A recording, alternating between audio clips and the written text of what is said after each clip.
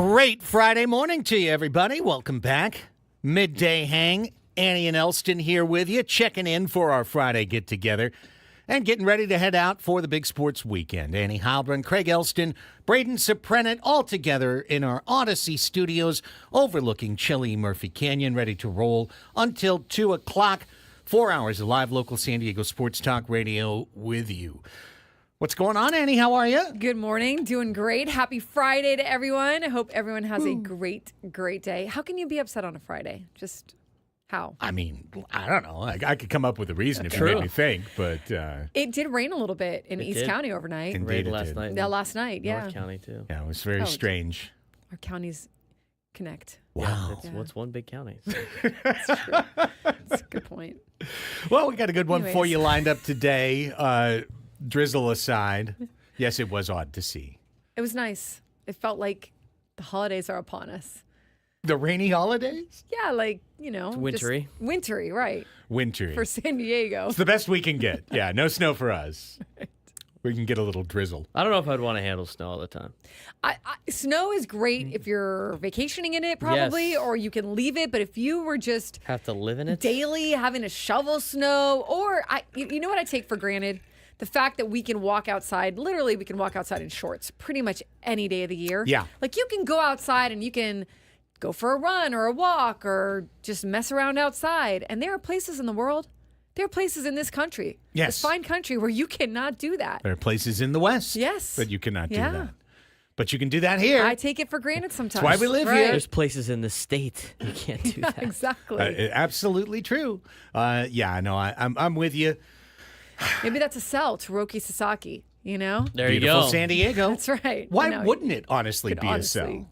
Why wouldn't Probably it be be able a to do sell? that in LA too. But regardless. LA is not San Diego. Right. Well, and no, and I've been thinking about this, you know. I feel like I got a lot of heat when I said those comments when Roki was first being talked about, posted about, it came off as like San Diego is lesser than. No. Au contraire.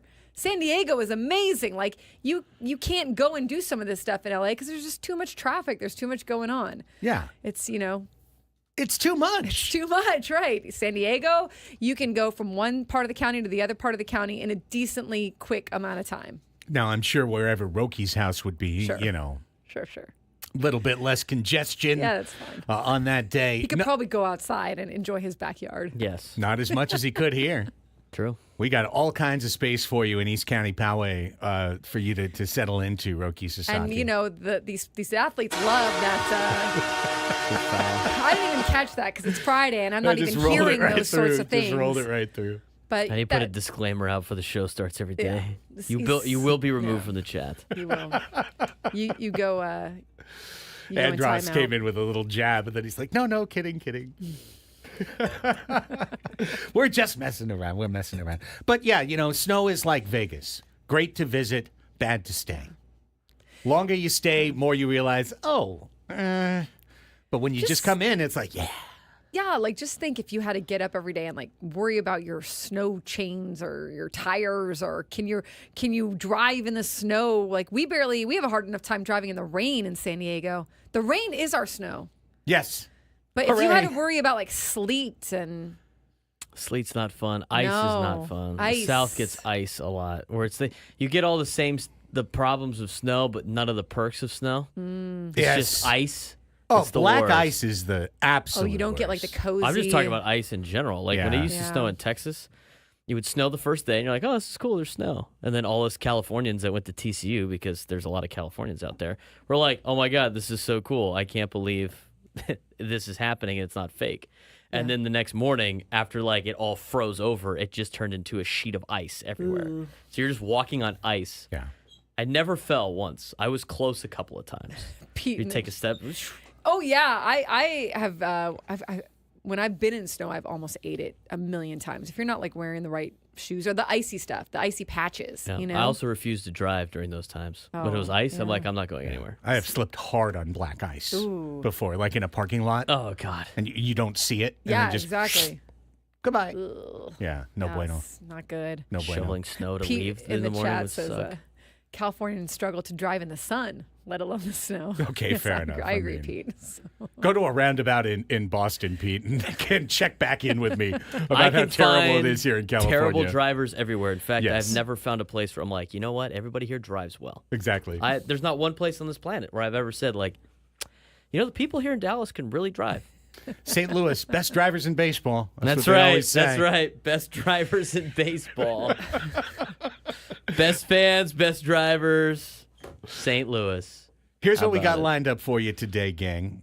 Good show, Friday show, right? Always lock in some pleasantries for the second half of the program. We're going to start things off at the bottom of this hour with Bryce Miller. Our buddy's going to check in, and he had a nice column today, kind of wrapping up the winter meeting. So we'll just get his thoughts on everything that's happened this week. Annie and Braden and I have gone through everything from the last 4 days through the winter meetings. We'll get someone else's take on it coming up just at the bottom of this hour. Second hour of the program, our very popular series, Best of Padres, covering games 51 to 72, the end of May into the beginning of June, and some very important parts of the Padres story in 2024. Extra inning victories, Jeremiah Estrada's incredible run contained in this set. You know, he posted a picture on his Instagram the other day on his stories where he ran into Justin Bieber. He met Wow. Justin Just Bieber. ran into Justin I don't Bieber? exactly know. I Just have to be walking down the street, you know? think he was in L.A. I don't know. Maybe he was in San Diego. I don't know. I mean, I saw him But with he's his got a picture of him. I saw him with his Justin girlfriend at Bieber. the Winter Wonderland. Yeah, that was wonderful. That was really Yeah, fun. It was festive. Estrada's down the great. slide. Like, he's such a kind of down to earth, like everyman. So relatable. Yeah. So relatable. I love it. You can talk to him about anything.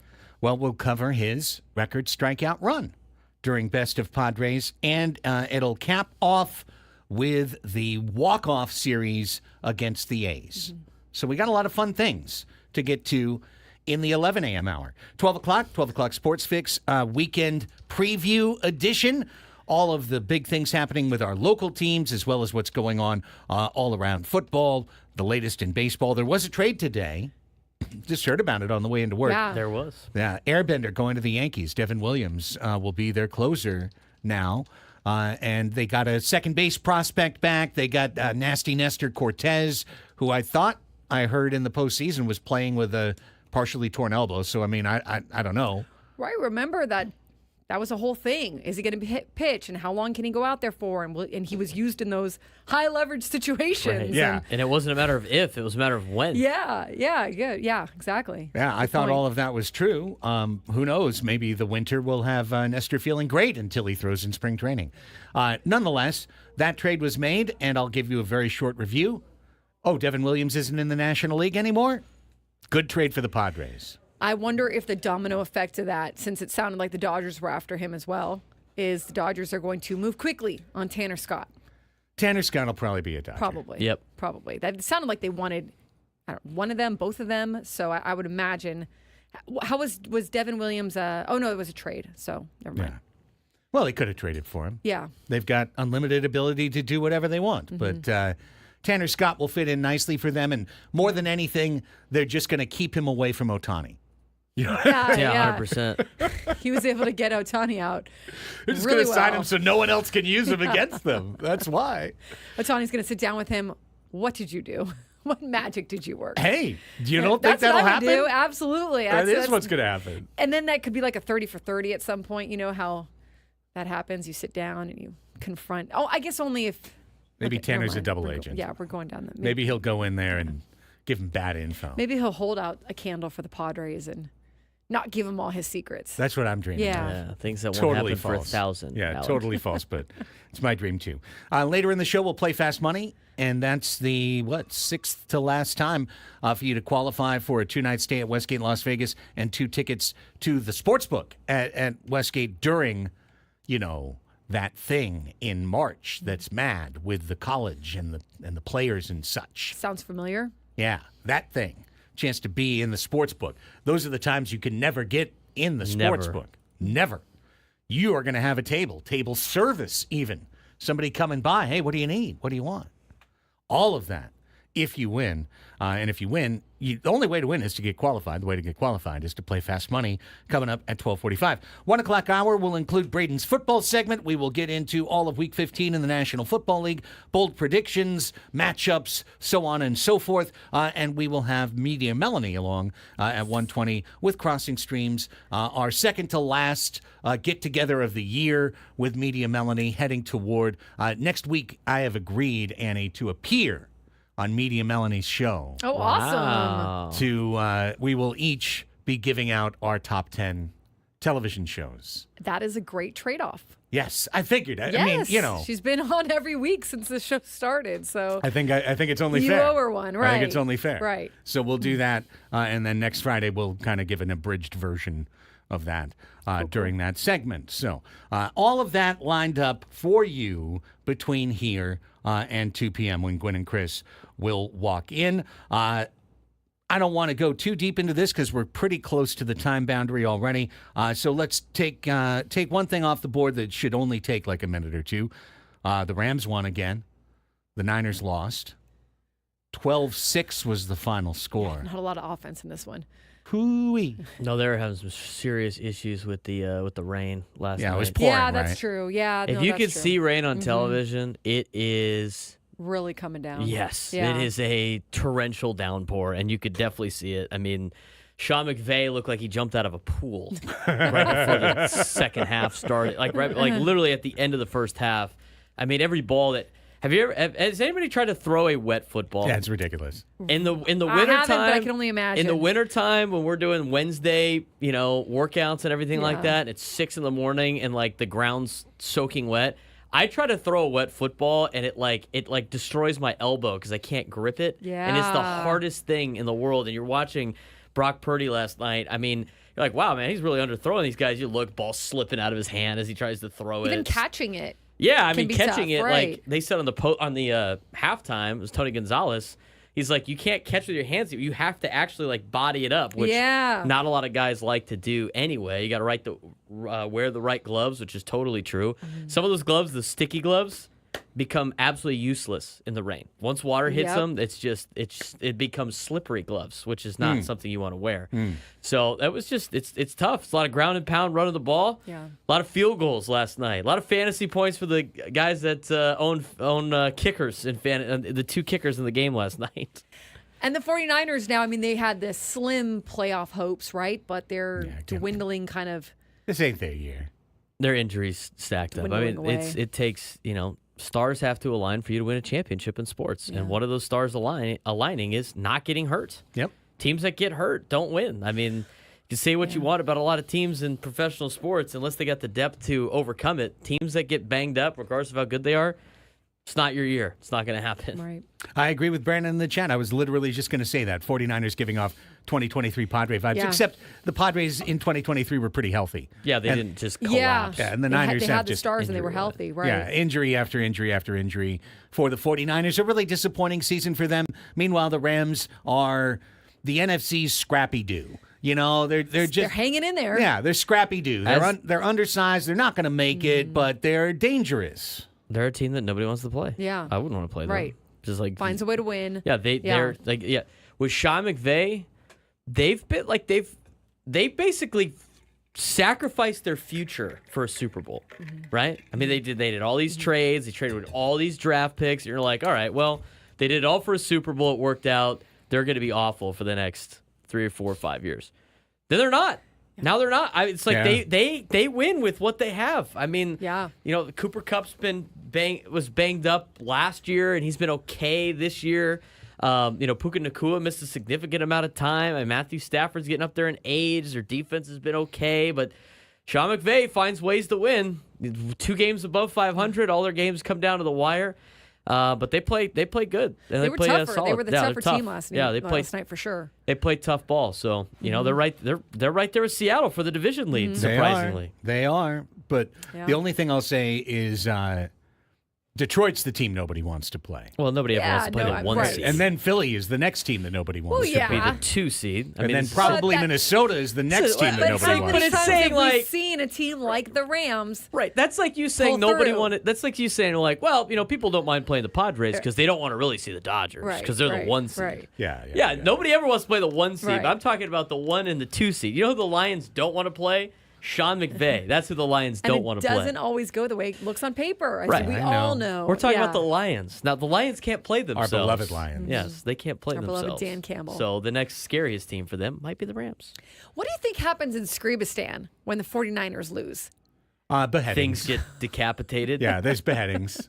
I mean, it starts with chair arms, but it really quickly Yeah. escalates. Yeah, quickly. And he didn't have anything Goes that up the he'd chain. already left at that point, right? Because it was a Thursday game. So Oh, yeah. tough to be Yeah. Adam and Ben at the holiday party tonight at the table. They might be in Oh, danger. gosh. Yeah. They might be in danger. Yeah, Scrape even showed up in his Niners shirt yesterday. The Bang Bang Did he Niner wear gang that? shirt. Yeah, he wore the Bang Bang Oh, Niner gang. He was a little bit Baby. optimistic too after the last week, and well, Thought it was all coming together. it's It over. was not. Brandon in the chat And it says rained. he tweeted last night he was basically prepared for the letdown. Is that not the way of Scravy? Yeah, Just That's- preparing for Oh, the no. demise. It's just the Guy's Eeyore right resting now. state, essentially, is always prepared for the letdown. Nonetheless, yeah, good for the Niners. Pardon me, for the Rams. Good for the Rams. For the Niners, it's just a lost season. It's the one that Yeah. everyone's going to go, throw that one out. That was garbage. And I'll give the Padre fans out there just a note of hope because, as Braden said, everyone thought the Rams would be dead, that they had put it all in 2021, and it turns out Matthew Stafford's still good.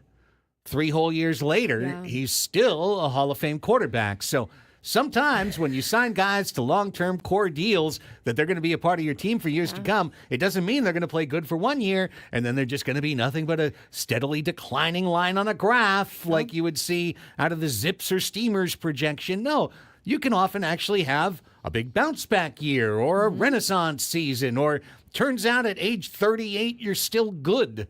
You know, I mean, I wouldn't be yeah. surprised if Stafford's good at 40. If he wants to play that long, I'm sure he could. Yeah. So, Just as long as he gets talked about as much as Taylor Swift and Travis Kelce. Right. Or Or his his wife's wife. going to be upset. Yeah, his Right. wife Yeah. will be upset. His wife will make him retire at that point. yeah, maybe that's an unknown factor. When we come back, some color on a story that broke right at the end of Annie and Elsten yesterday, as the Aztecs are now down 3 quarterbacks. Their top 3 quarterbacks from this year, all gone. Danny O'Neill lets everyone know why he went into the transfer portal. We'll talk about it when we come back. Annie and Elsten go until 2. San Diego's #1 sports station, 97.3 The Fan.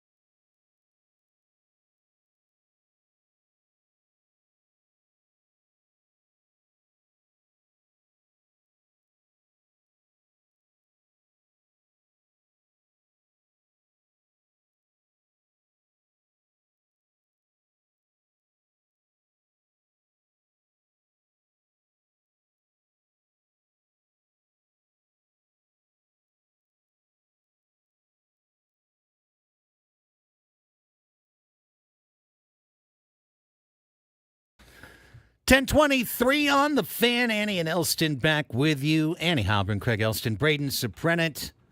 Cruising till 2 o'clock. We got Bryce Miller coming up in our next segment. Looking forward to chatting with our old friend who's been, I don't know, I don't think we actually have a delineation of who's been on the show the most, but I'd guess it's him. I would say, yeah, if we were to do like a end of the top year 10?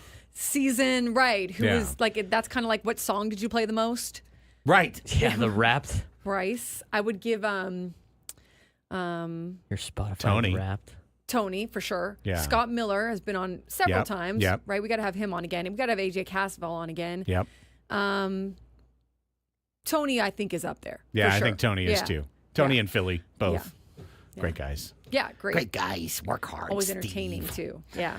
Indeed. Best of Padres also coming up at 11 a.m. Right now, again, like I said before the break, a little bit of color to the story that dropped in the final hour of our program yesterday, which is that the Aztecs' true freshman starting quarterback, Danny O'Neill, walked into the Aztec football offices and announced himself into the transfer portal, and not to try and solicit a greater deal, not to try to come back to the Aztecs with a raise or something. No, he's an Indiana kid whose parents flew to San Diego, however many home games they had, 6 or 7 times, to see him play, and then flew to see him on the road sometimes. And they were going broke on airline tickets, you know? And could you imagine if you were in Indiana trying to fly out to San Diego over and over again to watch your kid? Danny O'Neill wants to get home closer to where his family can drive to watch him play. Yeah. How can you blame this? How can you blame him for that? How can you blame him for wanting to be closer to his family and feeling like there's another opportunity he could get that works better for his situation? And I think it's a bummer for SDSU in the sense of like you wanted continuity. I mean, he wasn't terrible last year. He wasn't also elite. He was in that nice little sweet spot where you felt like, okay, you have something to work with. You've got something to mold. You got something to improve on. And you felt like Danny O'Neill could take that next step next year with the same program, under the same leadership with Sean Lewis and his coaches. So in that sense, it's kind of a bummer, right? I mean, you wanted to try to keep that program together, the parts of it that you could.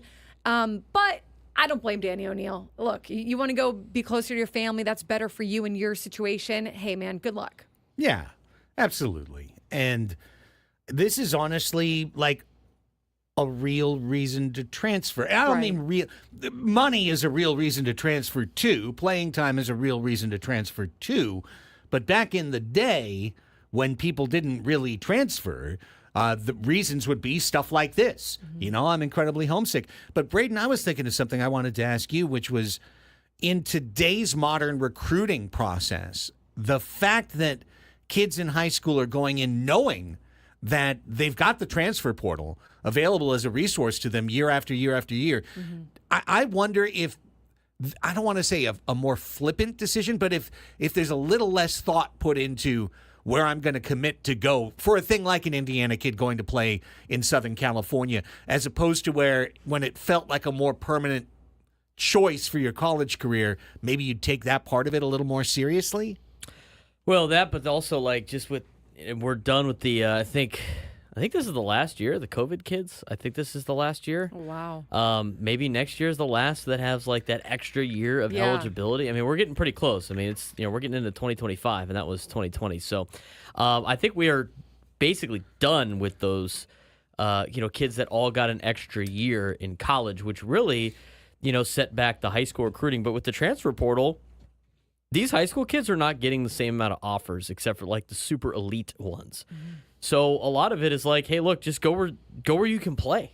Go where you can play and put tape on and then find a place that, fits you either financially or, potentially a place that's in a bigger environment, if you want to play at a higher level, or a place that's maybe closer to home or whatever. That does happen a lot. I mean, we see that with a lot of the kids that we had at Cathedral that went on to play at a smaller school perhaps, and then end up at other schools throughout the country, that fit them a little bit more. But it's hard because these offers are not out there as much for high school kids. It's way more difficult. The junior college route is going to get very popular, I think.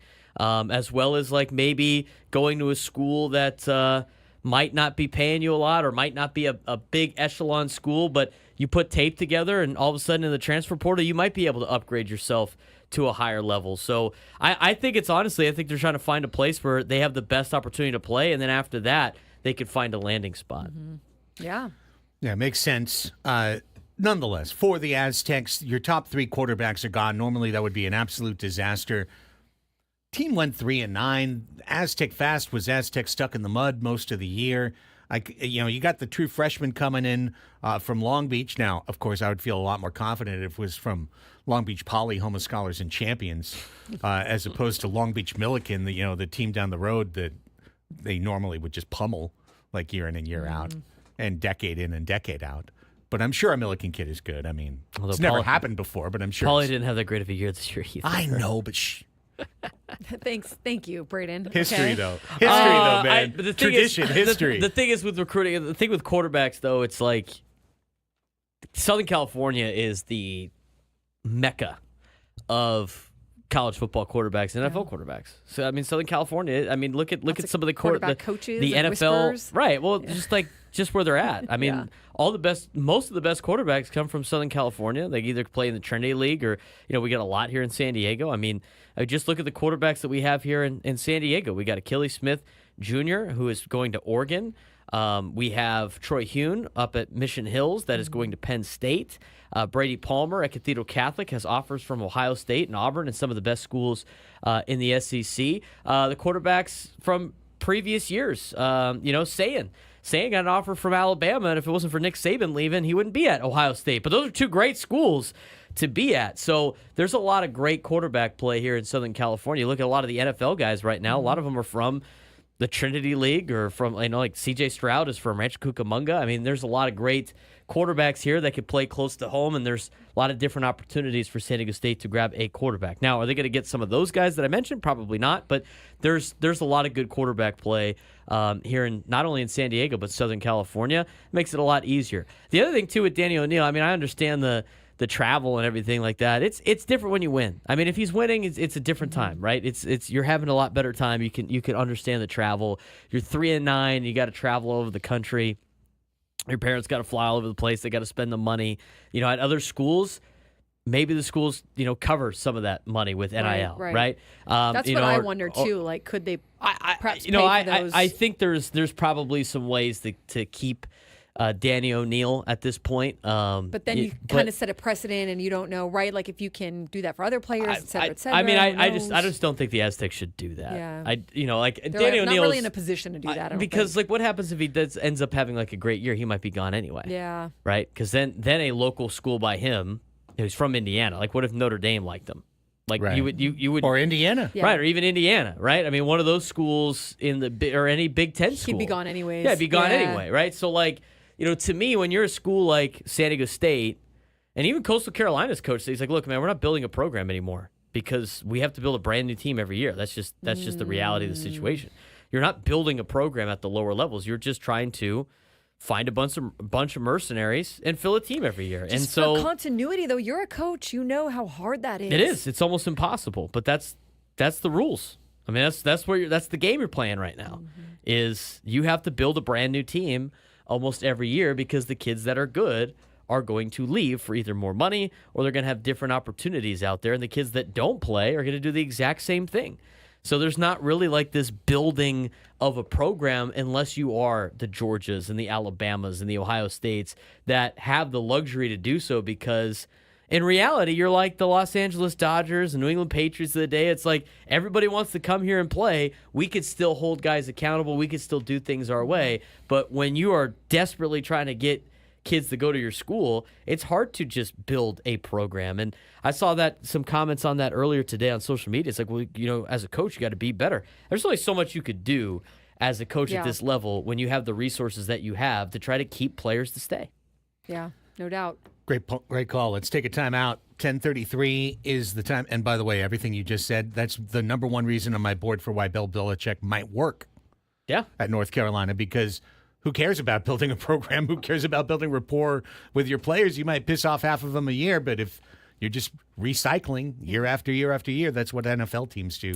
There as might well. be kids that want to just play and hit. He might be able to build a program because kids might be like wanting to learn to play for a guy that played in the.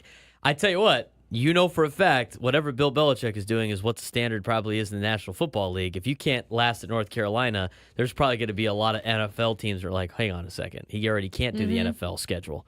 So why should I, right? So Yeah. that might be a good reason. That might be just same thing with Dion. Dion runs his team like an NFL team. He's getting kids all over the place to go play there. When we come back, Bryce Miller from the San Diego Union-Tribune with his thoughts on the Padres week that was, as we continue till 2 o'clock with Annie and Elsten on San Diego's #1 sports station, 97.3 The Fan.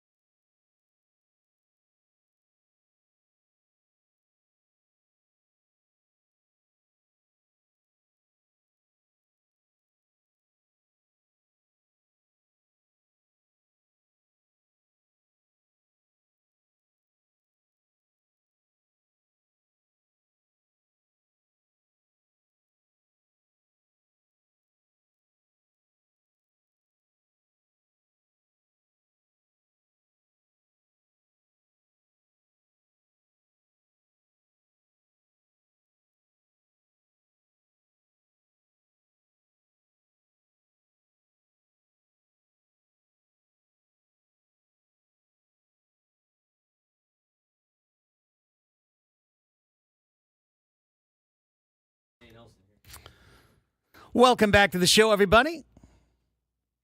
10:40 is the time. It's Annie and Elsten. Hanging with you till 2 o'clock. When and Chris go from 2 to 6. At 6 o'clock, Matt Scraby will be one man alone, a man with dark thoughts in a darkened room. He's going to be enlightened. He's going to the holiday party. Well, he's going to be bitter because he's the only person here and everyone else is already at the party. Right. What is the guy from Christmas Story or whatever, the guy, the dad of Tiny Tim that's working late? Cratchit? Yes, Bob Cratchit. Bob Cratchit. He is our Bob Crotchety. He's Matt, is what he is. Matt Crotchit.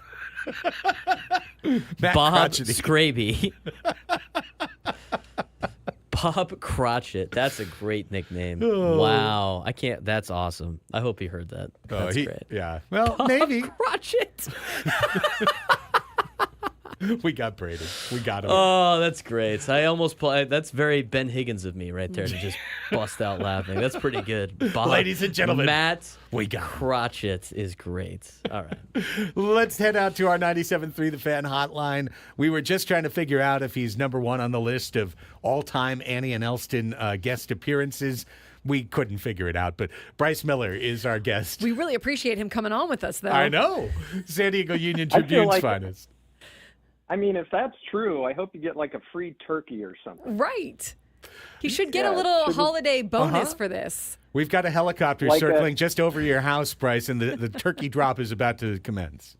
WKRP God style. is my witness. I thought turkeys could fly. That's the payoff. That's the payoff right there. We were looking for it. We appreciate it. Well, yesterday, Bryce, Annie and I were talking a lot about, the lessons learned, or, what have we learned from the winter meetings? What are we seeing about the state of baseball today? And I thought this morning in your column in the Union Tribune, you kind of put your stamp on it as well in terms of what you thought for what's going on with the Padres this week. Obviously, why we wanted to bring you on beyond just, our general banter and good fun. So how are you looking at this as we have TV, besotted franchises just piling money in free agency, and then you've got another group that has to be very calculated in the way they build their teams?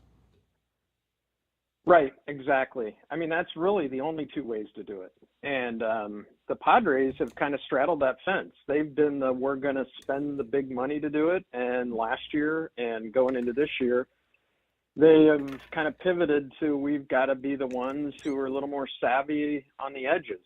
And AJ Preller, I don't think anybody would argue he had his best year with the Padres a decade in. Yeah.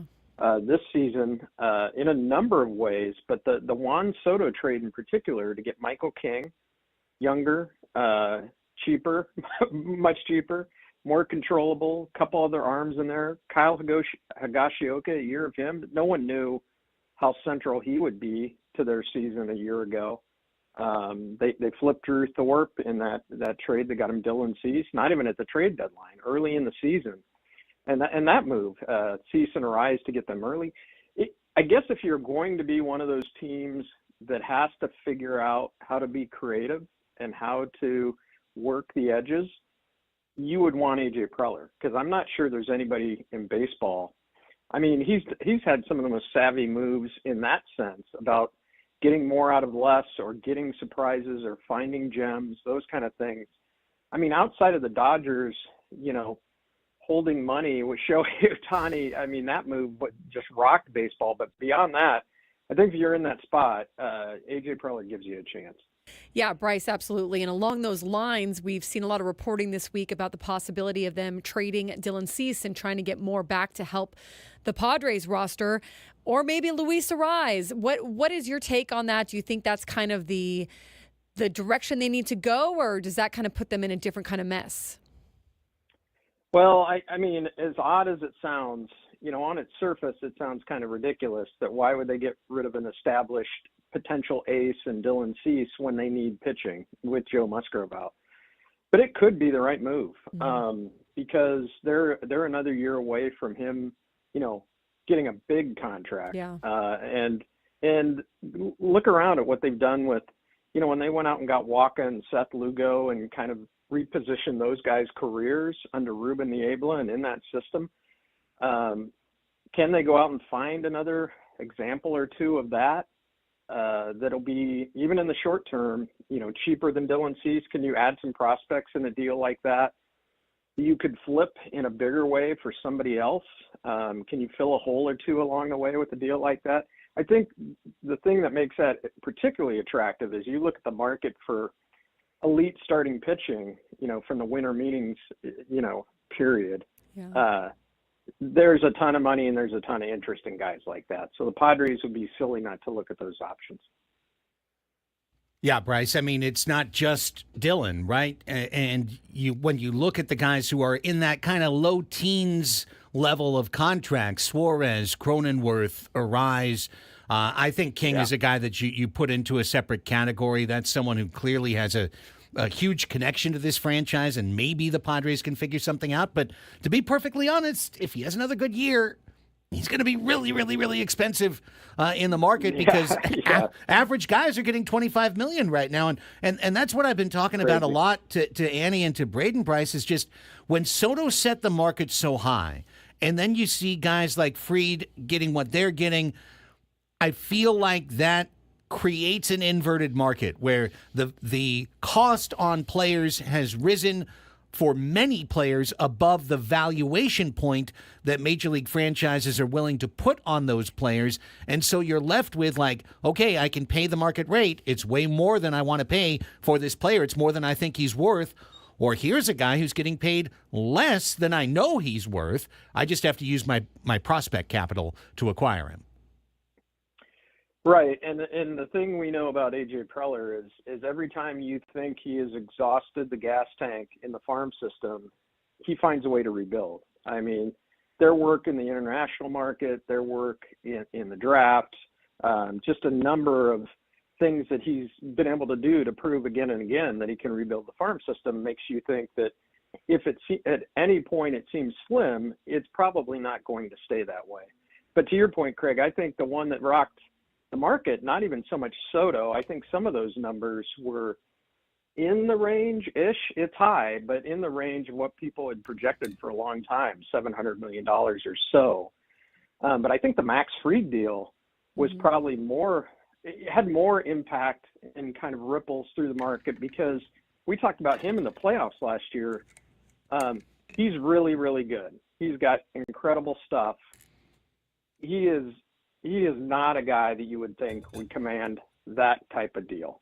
So that sets the bar for the pitching market. And then reverberations, which we were just talking about, is that all of a sudden Dylan Cease looks a lot more valuable. All of a sudden anybody hunting starting pitching knows what the cost of poker is going to be moving ahead. So all those things factor in, and it's just such a fluid off season in all those ways, between trades and free agent deals, and trying to gauge the money and trying to hit reset in a way that's sustainable. And that's what the Padres, they kind of find themselves in that spot.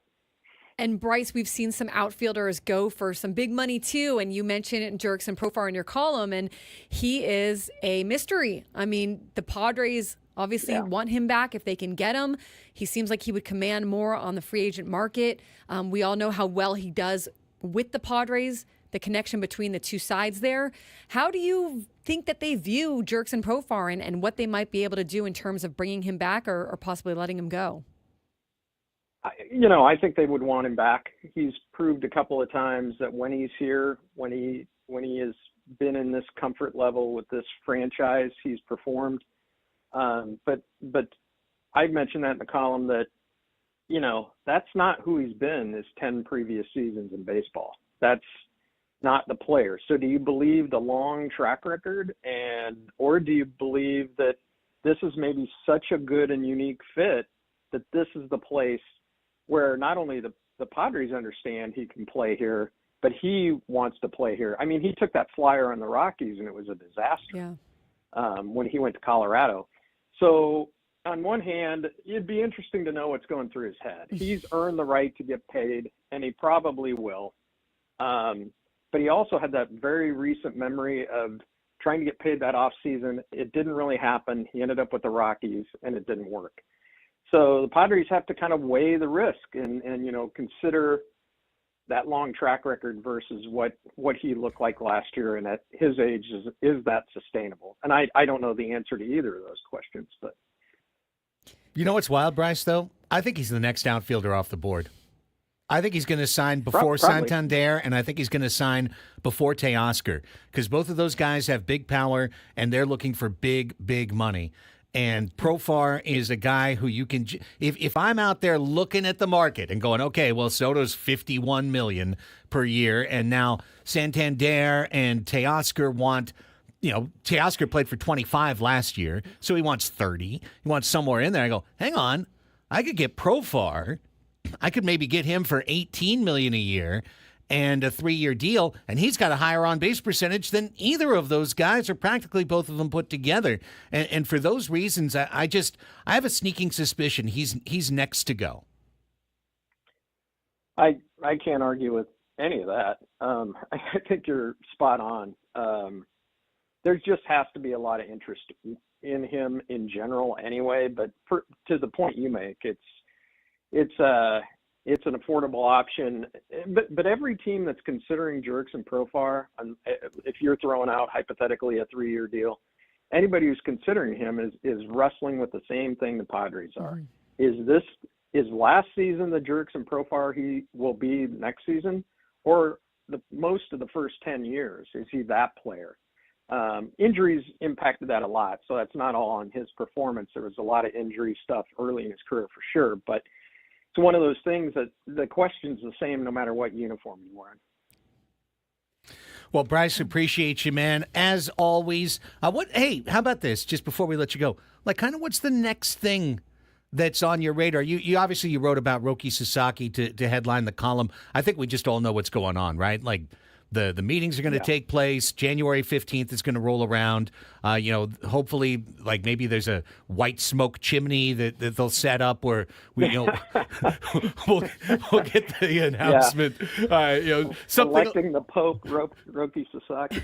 Exactly. We'll just see Roki in smoke above San Diego. Read the color. And we'll know. It's brown smoke. Yes, it's us. Oh God, it's blue smoke. Well, no. let me say one quick thing on Roki. Yeah. You can cut me loose, but since you brought it up, I think this is one of the biggest decisions in modern Padres history. Yes. And I know that sounds like hyperbole. I agree with you. To a degree, because you don't know what you're going to get. He hasn't pitched over here. Yeah. Remember Hassan Kim catching up to velocity and fastballs. There's an adjustment period for anybody in Japan or Korea coming here. So you don't know what you're going to get. Now, the ceiling is enormous. But at the same time, it's a lottery ticket to a degree if you get him, because he's coming here earlier than almost any Japanese pitcher ever has. I don't know if anybody's come this early. Maybe somebody. I just haven't read about it. And so affordable and controllable. So you're not risking big money if he's okay and not the superstar you want. But if he is, you just got a lottery ticket for a guy that's young, controllable, affordable, all at the same time, when the Dodgers have gotten everybody they've wanted, essentially. And so it'd just be huge for the Padres. Well, yeah, and Bryce, they can't do anything except put their best foot forward, right? It's all in Roki's hands. And so it's absolutely a lottery ticket if he picks them. And if he doesn't, it's kind of like you got to go to plan B, right? Yeah, they have to plan. AJ Preller, and Kevin Acee on our staff had a line in a story he wrote recently that, somebody in-house said Preller has 1,000 permutations of every plan, and you have to plan like you're not going to get him. And you know that they are, but that's why it's a lottery ticket. If you get it, you're ahead of the curve because of money you saved and didn't invest in another arm that you got because he's playing at that level for that money for that long. So big decision coming for sure. Biggest of the 20s, I think, and I don't think you were hyperbolic at all. Yeah, and could completely change the complexion of what they can do with financially if they get him. Yeah, and assuming that he's good and he's able to grow into and develop into a pitcher here. Yep. And if he lands in division against us, then it's all those things in reverse. So it's a zero-sum game. Exactly right. It's a zero-sum game, right. And when you play those, it's exciting when you win, and it stinks when you lose. Yeah. Trust me, I know. Yeah. Bryce, always appreciate you, brother. Thank you so much. Can't wait to talk to you Good again to talk soon. to you. Thanks, right. Bryce. We'll see you. We got right there. There's the music. I knew music was about to play us out. Good stuff. All right, when we come back, it's Best of Padres. Episode 4. We're covering games 51 to 72. And up next, in our first segment of Best of Padres, extra innings magic and a Jeremiah Estrada strikeout record. You'll hear the highlights. Best of Padres is next on Annie and Elsten.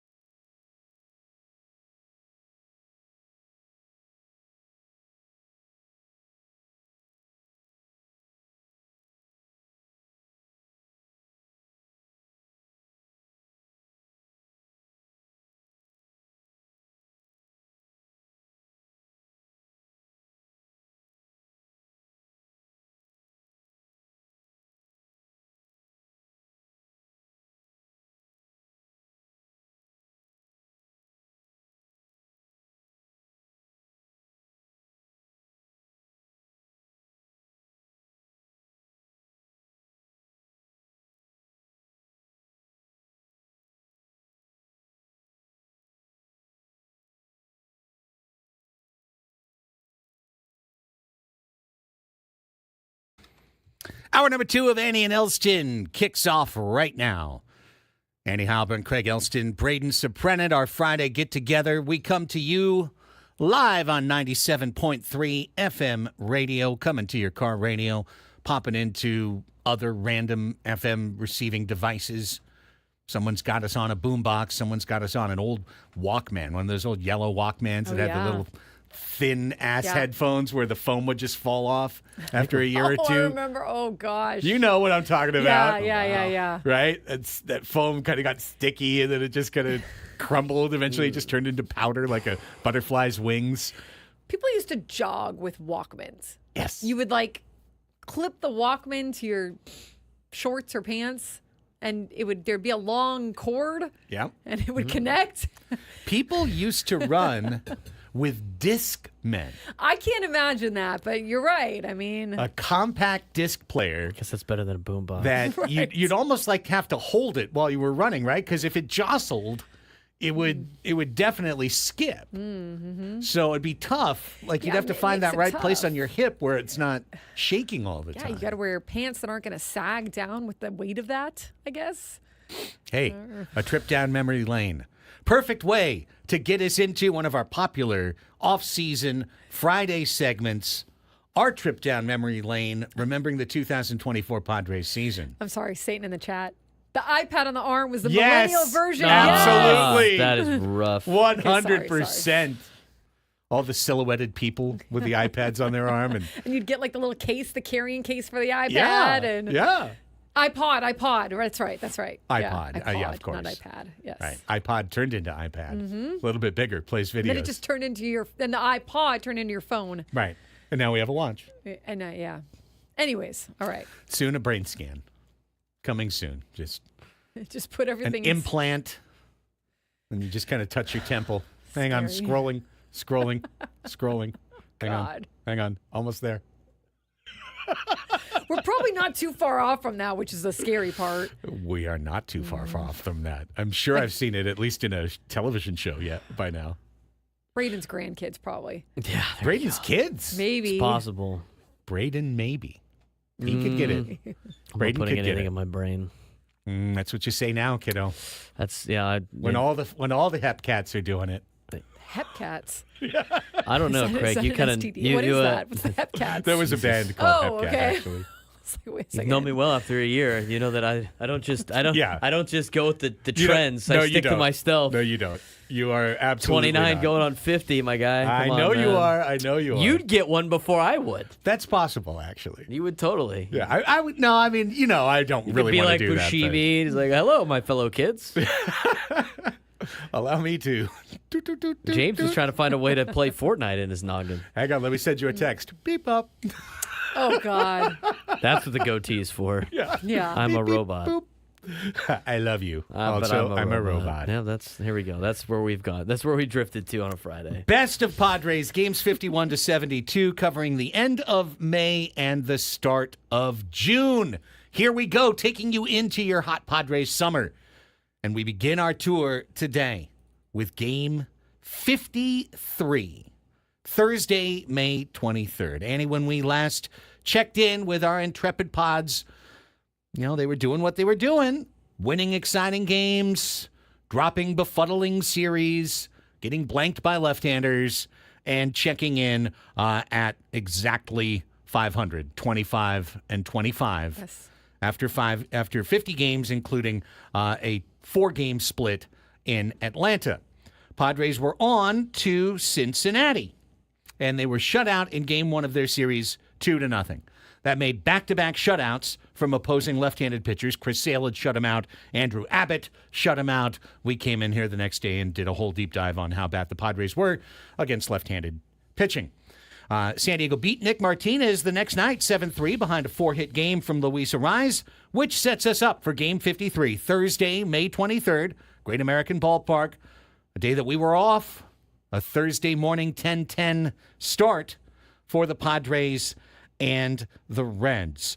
Well, that first win for the Padres in Cincinnati was keyed by a Luis Arraez 4-hit game. Arraez was at it again. Another 4-hit game the very next day, helping stake the Padres to a 4-2 lead after 2 innings. Matt Waldron had one of those games where he gave up a run in the first, he gave up a run in the second, and then third, fourth, fifth innings shut down the opponent. Really a pattern for Matt Waldron all year long. Yeah, exactly. Kind of was a tough start to him, and he would settle in after that. And that was the thing that he ended up working on throughout the season, is trying to get through that first or second inning without allowing a ton of runs or letting the game get out of hand, which I think he did improve on as the season went on. But early on, yeah, he would have a rough go those early innings. Well, he got through the 5 innings, 2 runs allowed, 4-2 Padres lead, but then Enyel De Los Santos came into the game, and shockingly, he allowed a 2-run homer during his inning. There basically were very few appearances for Enyel De Los Santos after April where he didn't allow a homer when he came into the game. So, 4-4 tie. Padres get 2 shutout innings out of the bullpen from Jeremiah Estrada, who, interestingly enough, strikes out the last 5 guys he faces in his outing. That set up the top of the 10th inning. And you remember how bad the Padres were at extra innings in 2023. Oh, yeah. One of the things that I am so happy about is in 2025, we don't have to do the whole last year comparison, because last year ended up really nice for them. You know, I mean, you can compare, but the 23 to 24 comparison of this is what they were like in 1-run games, this is what they were like in extra innings. I am very happy that phase is over.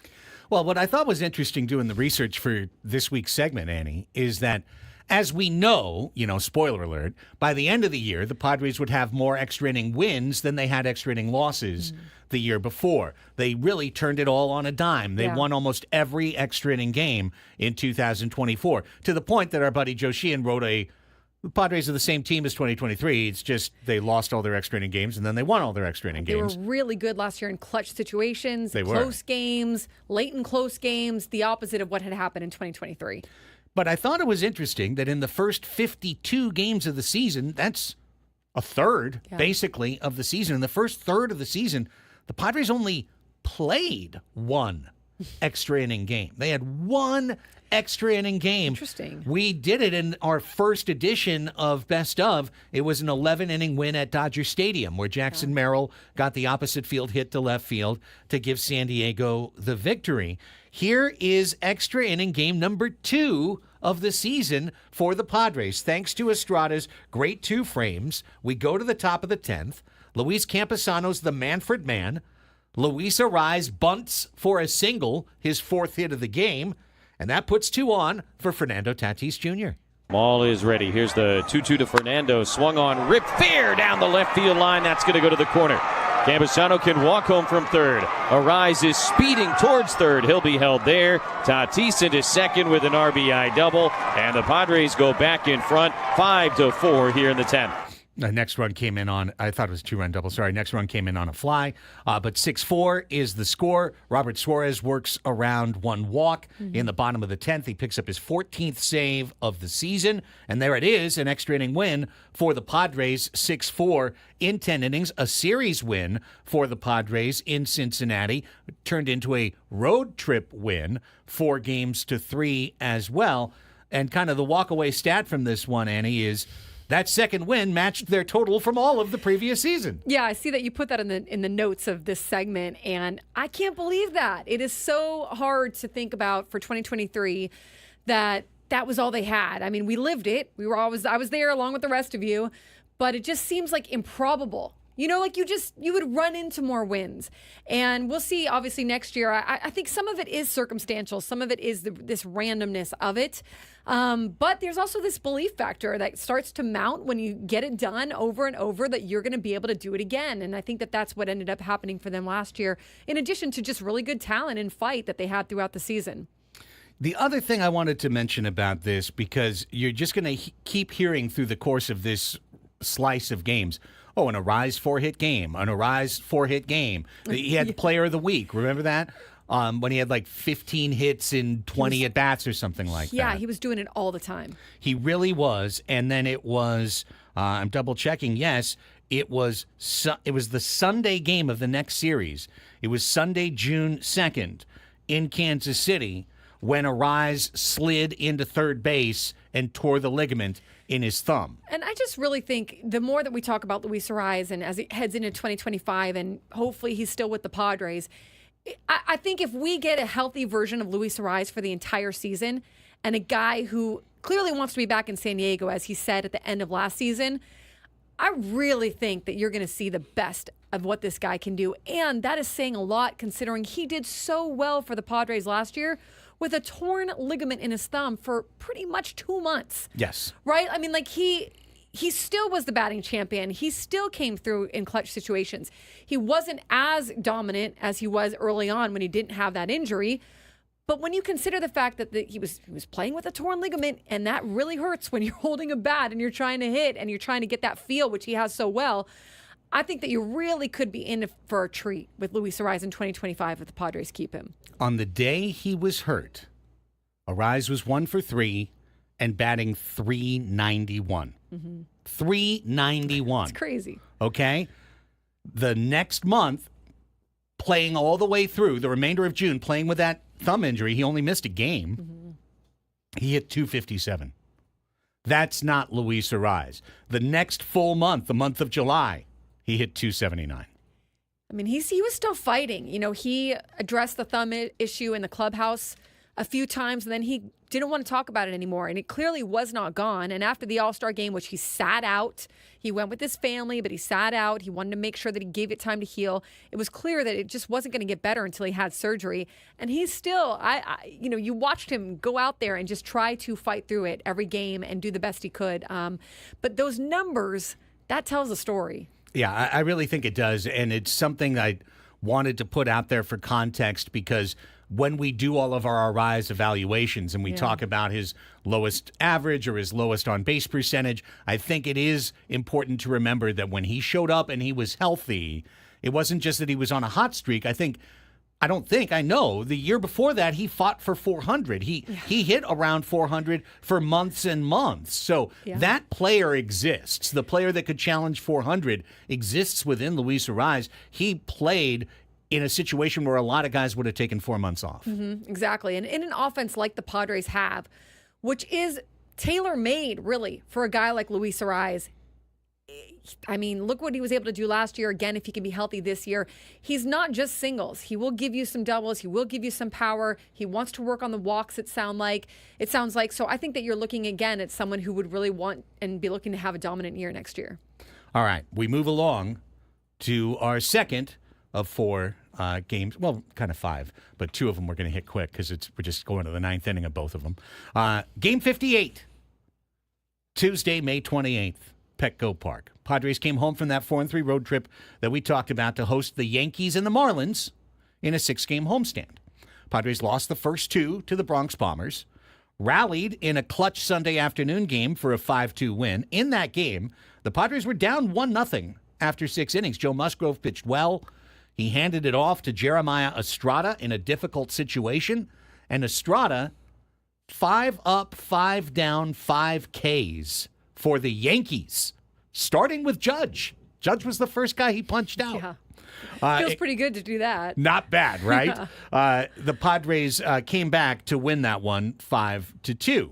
Then they took the series opener from Miami 2-1, which brings us to Tuesday, May 28th, and the second game of the series. Matt Waldron and the Padres taking on Jesus Luzardo and the Marlins on a Tuesday night. And in the very first inning, something he did quite often, Jurickson Profar set the tone for San Diego. Fernando not going anywhere, and the 3-1 hit in the air to deep left center field. Chisholm is back on the warning track, right in front of the wall, leaps up over the fence. Did he make the catch? He's going to make us wait to see, and he did not. A 2-run home run, and Jazz may be hurt. Profar's 8th of the year. Padres take a 2-0 lead. Chisholm nearly made a spectacular play over the wall in left center field, but he did not. Try harder with the Yankees, Jazz. But he didn't. Yeah. He did. Narrator. He did not. He did not. Literally. But it Jesse, wasn't he enough. did not. Matt Waldron pretty much took it from there. This arguably best start of Matt Waldron's career. I think you could put one or two or three of them up against one another from 2024. Yeah. But the knuckleballer worked 7 shutout innings with no walks against the Marlins.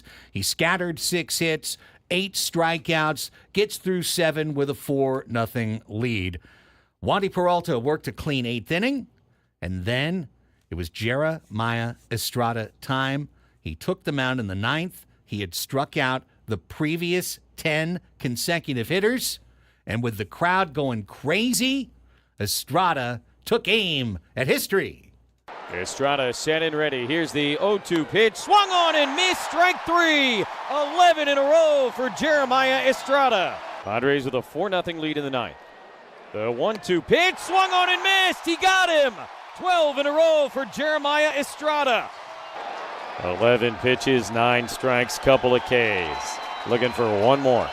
1-2 to Gordon. The pitch from Estrada. Swung on and missed. Strike 3. Another splitter, another K. Lucky 13 for Jeremiah Estrada. And the Padres shut out the Marlins 4-0.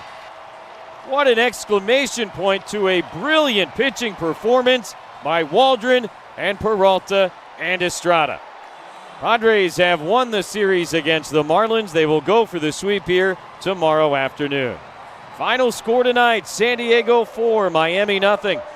Great calls from Jesse right there. I love it. I love all 3 of them put together there from Braden, and that was fun. That was fun. I mean, I remember that night, and Jesse did a great job with those calls. It was just fun to know that this kid who, I remember when we were talking about him when the Padres were having trouble with their bullpen, and you were like, well, there's this Jeremiah Estrada kid down in the minors that's been working on a few things and how good he was doing down there. Yeah. And you think about for him and his journey, again, with the Cubs were like, yeah, we're kind of done with you. Not sure if you're ever going to really be much in our organization.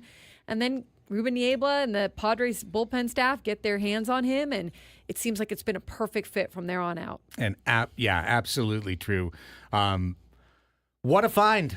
What a find by Preller, what worked by Niebla, but give the most credit of all to Jeremiah Estrada. Yeah. You know, a young man who had the stuff but needed to get the confidence, needed to put it all together, create the splitter sinker that he had. And yes. And a guy who almost literally, truly, this is not hyperbole, died from COVID complications. Right. Who missed a whole chunk of his development in the minor leagues for various reasons and injuries, and who kind of was like still just out there like, hey, I can do this. I'm going to still keep trying. I'm going to still keep working. Someone's going to believe in me. I believe in myself. He could have quit a long time ago. He could have walked away a long time ago because at that point in his career, he just wasn't getting the return, and he really wasn't getting the opportunity because of all the complications he was having. So, you stick it out and you're able to continue fighting and fighting through all that adversity. And you get to this point, and man, you are so grateful for the opportunity. But then for you to develop your pitches, like you said, those went national. I mean, remember when Pitching Ninja was talking about it and everything, all the national networks were talking about that pitch for him as he hit that strikeout record. That what a dream for this kid who really was left out to dry a few years ago. I think Jeremiah Estrada is going to be a really important part of the 2025 Padres. The chitter, yes. I just didn't want I'm to say sorry, it. the what? I just didn't want to say it. The change-up splitter. Isn't that what he says? That is what he said. Is that? Yeah, that is what he said. Picture on the radio. So. Okay. That's what he, yeah. First personal, first team foul. Second team foul. Second team foul, yeah. I came in right away at the start. The Poway slander. Okay. That was reviewed for a flagrant one, but the call stood. What are we calling it besides that? 2 free throws the other Just way. Right, just his split splitter. finger, Just yeah. splitter, Split yeah. finger Splitter. pitch is Fine. is out pitch. Fine. That was like that slider cutter that they had. back in time, Whatever it's pitcher Jeremiah that was, that Estrada. Kirby Yates who had the slider cutter in Atlanta, and they called it the. Oh, You know what I'm talking about? It was on the board, and everybody's like, "What pitch is that?" right. Slurve? No. No, it was No. the sla and then tur. Slutter. Yeah, that's right. Yeah, personal foul. Well, You led me into that one. I feel like that was maybe an I offensive took a charge foul. right there. Yeah, Right here. Bam. I think that was a moving screen. Bam. I feel like that was a moving screen. Ball's going the other way. I feel like I was led into that foul. You wanted the block. It's a charge. That's a charge. Friday the 13th. And It is. Charge. many things can happen on a day like today. Hey, you know what? That sets me up perfectly for the break. Second personal 13 foul. Because it wasn't a Friday the 13th. It was a Friday the 31st. But after this timeout, Best of Padres 2024 continues with easily one of the most memorable games of the year. A wild, wild Friday night in Kansas City that seemed like it was one thing and then turned into something else entirely and then turned into something else entirely again and really set a tone. That one game set a tone for about the next 20 games of Padres baseball. We'll talk about it as Best of Padres continues on Annie and Elsten after this quick timeout on The Fan.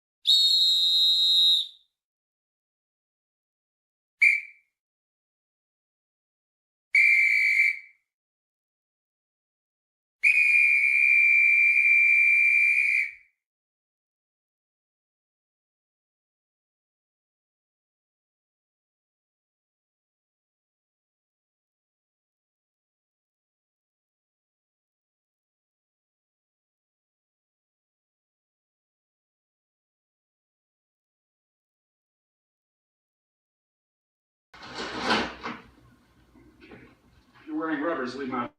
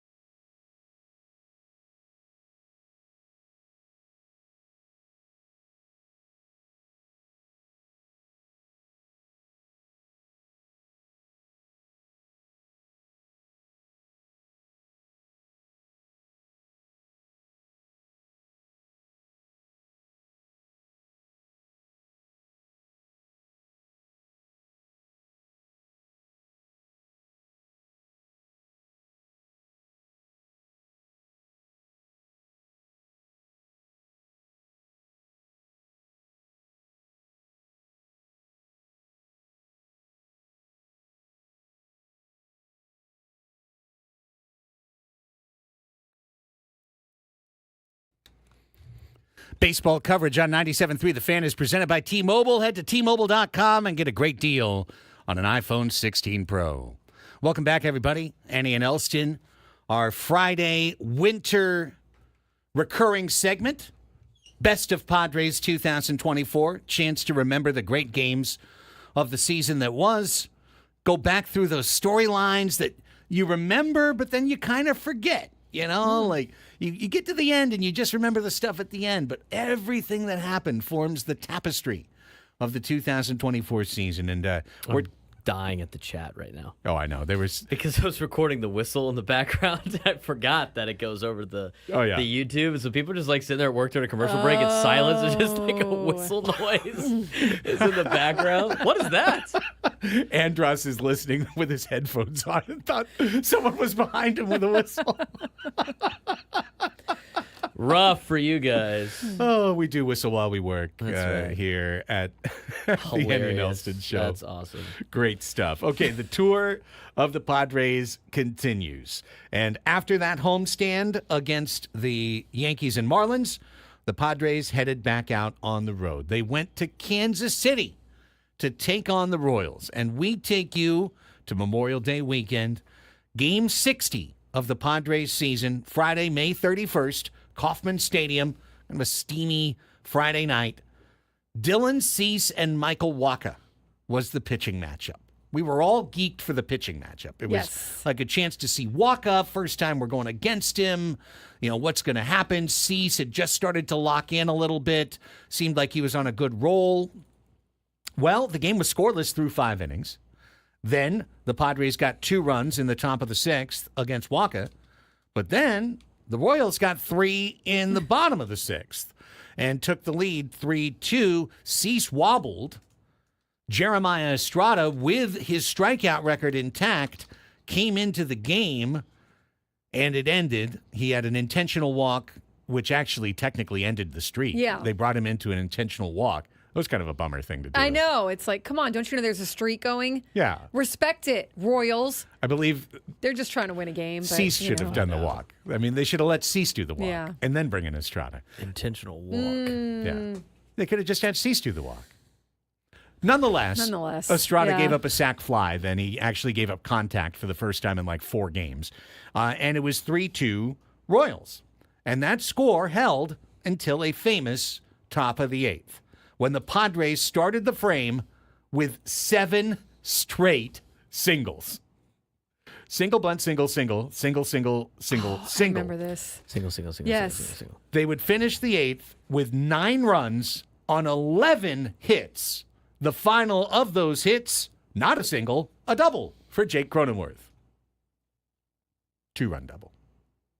2-run double? There Right it is. now, the Padres have the tying run 90 feet away. That's a rise. Here's the pitch to Cronenworth. Ground ball right side into right center and a base hit. Luisa scored to tie it. Tatis is on his way. He'll score without a throw. A 2-run single for Cronenworth. Oh, and that's the funny. Padres hop back in front. It's 4-3. He actually had a 2-run hit and a 2-run hit in the same inning.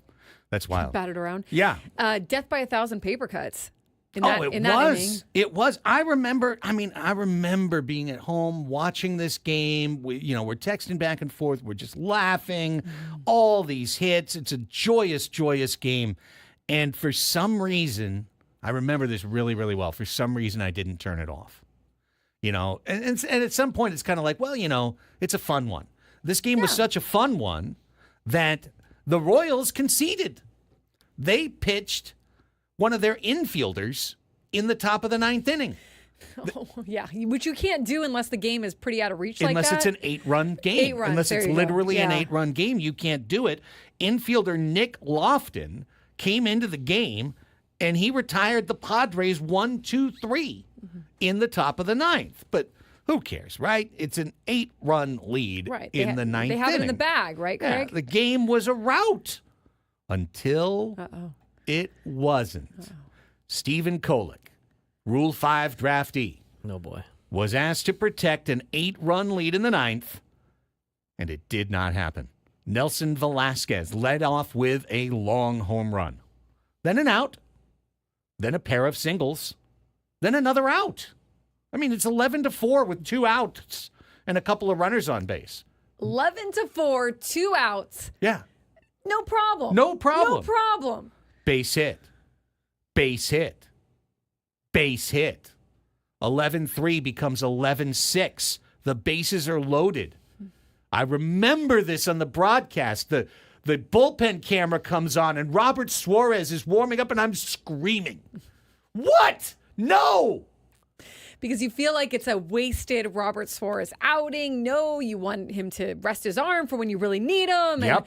there was 8 runs. Come and on. he's getting rushed in, He's too. getting rushed Like, he in. was completely down, and then all of a sudden it's like, okay. And that was one of those ones where Suarez threw like 5 pitches, and then they brought him in because you just had to get Kolek out of the game. He had imploded. But Suarez didn't have it. Catcher Freddie Fermin singled, brought in 2 more runners. The score was 11-8. The Royals had batted around, and the dude who started the inning with a homer, Nelson Velasquez, was back at the plate against Suarez, and if he could hit another one, the game would be tied. And doggone it, he almost did. I wonder what happens. And so Velasquez, whose home run against Stephen Kolek began this 9th inning, will come to bat. Once again, the Royals get the tying run to the plate in the 9th inning. This has been their M.O. First pitch to Velasquez, swung on, sent in the air to deep left field. Azócar is back at the wall. He's got it, and the ball game is over. About as an adventurous of a bottom of the 9th as you could ever dream of in what was an 11-3 game. The funniest thing is I feel like you were very caught up in that moment, and then I you looked was. relieved when it ended as if Yeah, it just I know. happened just now. I remember. You didn't know the outcome? I think we talked about this on the Monday show. Yeah. I remember my son was trolling me on the couch during the game, and I like snapped at him. Not horribly, but I was like, No. James, we're blowing the whole season right now. Don't get on me. Like, if they win this game, I remember saying to him, if the Royals win this game, the Padres season is over. What a ridiculous thing to say on May 31st. But that's how tied up you get in these games. I mean, you would never think that it would get to that point where there was actually a chance when the lead was that big and it was 8 runs and you had 2 outs and you just needed that last out. But that is this great game of baseball that we love. The drama, anything can happen there, especially in that 9th inning. And what a game! I mean, you're so happy for the win after that one, and you're happy you escaped. I don't feel happy in a moment like that. I feel like I don't know. It's like a weird feeling. It's like walking away from a car wreck or something. Like, okay, yeah, I should be thankful, but I'm not. Like it was a feeling like. Honestly, this was why I meant by like that game reverberated for much of the rest of the season because that night the theme was born. It's Suarez or nothing. Like if Estrada's good, we've got these 2 guys, but if we don't have these 2 guys on the mound, we can't count on anybody out of that bullpen. And it's nothing against Stephen Kolek. He's a Rule 5 guy. He is I remember talking to him in the clubhouse where he talked about not only are you making your major league debut, but you're doing it for a team where there's playoff aspirations, there's world championship aspirations, there's the pressure of all that, and then you're kind of like learning as you go in terms of pitching on a big league mound and getting those kinds of wins, those high leverage wins, or in that case, what started as a low leverage win but turned into a high leverage win. So yeah, I mean, it's nothing against them. It just you could see that this bullpen, which was kind of their strength heading into the season. It seemed like they had the parts. They were going to be able to make this bullpen work. You see why at the deadline they had to kind of completely revamp it. Not because these guys are people that you just throw away, but it just wasn't working for them with the goals that they had in mind last season.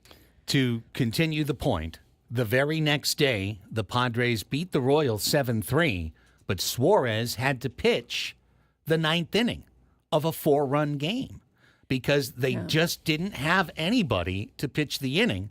So Suarez had to pitch a non-save, which meant the next day he was unavailable when the Padres took a 3-1 lead into the bottom of the 9th inning. Yuki Matsui was asked to try and get his first career save. It didn't happen. He blew the save. The Royals walked off the game 4-3, and that was game 1 of a 5-game losing streak for the San Diego Padres. They went from that game into LA of Anaheim, of California, of LA of Anaheim, Of Angels. Of Fullerton, of Irvine, of and they got swept by the Angels. Of Disneyland. Disneyland. They got swept in miserable fashion, 2-1, 4-2, 3-2. Oh, wait, that was in Anaheim. Yeah. Yeah. Yeah. Yeah, that was Ha-Sung rough. Kim running into outs at That third was base. rough. That was a rough. Coming off the Rockies one where it was like, you can't let that happen again. Yep. Then it happened again. Yep. And Yeah. coming off that Royals series. The Royals series, Where, yeah. where you felt like you were going to sweep, and then all of a sudden you didn't sweep, and then all of a sudden, instead of what could have been a great road, right, we're thinking we're sweeping the Royals and we're going into the lousy Angels. This could be a 6-0 road trip. Yeah. For the Padres, it winds up being a 2-4 road trip. They come home and lose to Arizona. They are all the way down from 3 games over 500 after the Kansas City win to 2 games under 500 when they lose to the Diamondbacks. But when we come back and wrap up this episode of Best of Padres 2024, getting it back on the beam and setting the summer tone for the summer of Merrill, it's time to get to the A's series and the walk-off week for the San Diego Padres. And we relive that when we come back on San Diego's #1 sports station, 97.3 The Fan.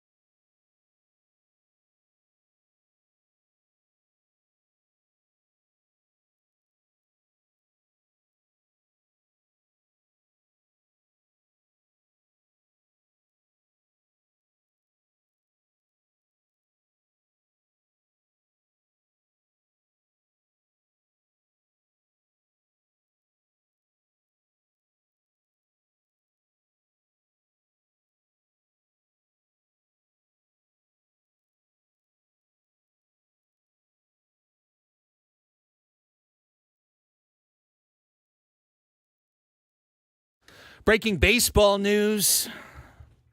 Big time news. Hueston Astros, Chicago Cubs have just put Huge together a news. trade. It is Huge. It's big. Huge, as Chris Ella would say. Huge. Huge. Kyle Tucker, one of the best players in the game, is a Cub. He has been acquired from the Houston Astros for a 3-player package. Infielder Isaac Paredes is one of the headliners of the deal. Right-handed pitcher Hayden Wesneski, who we've seen a couple of times. He's got pretty good stuff. Yeah.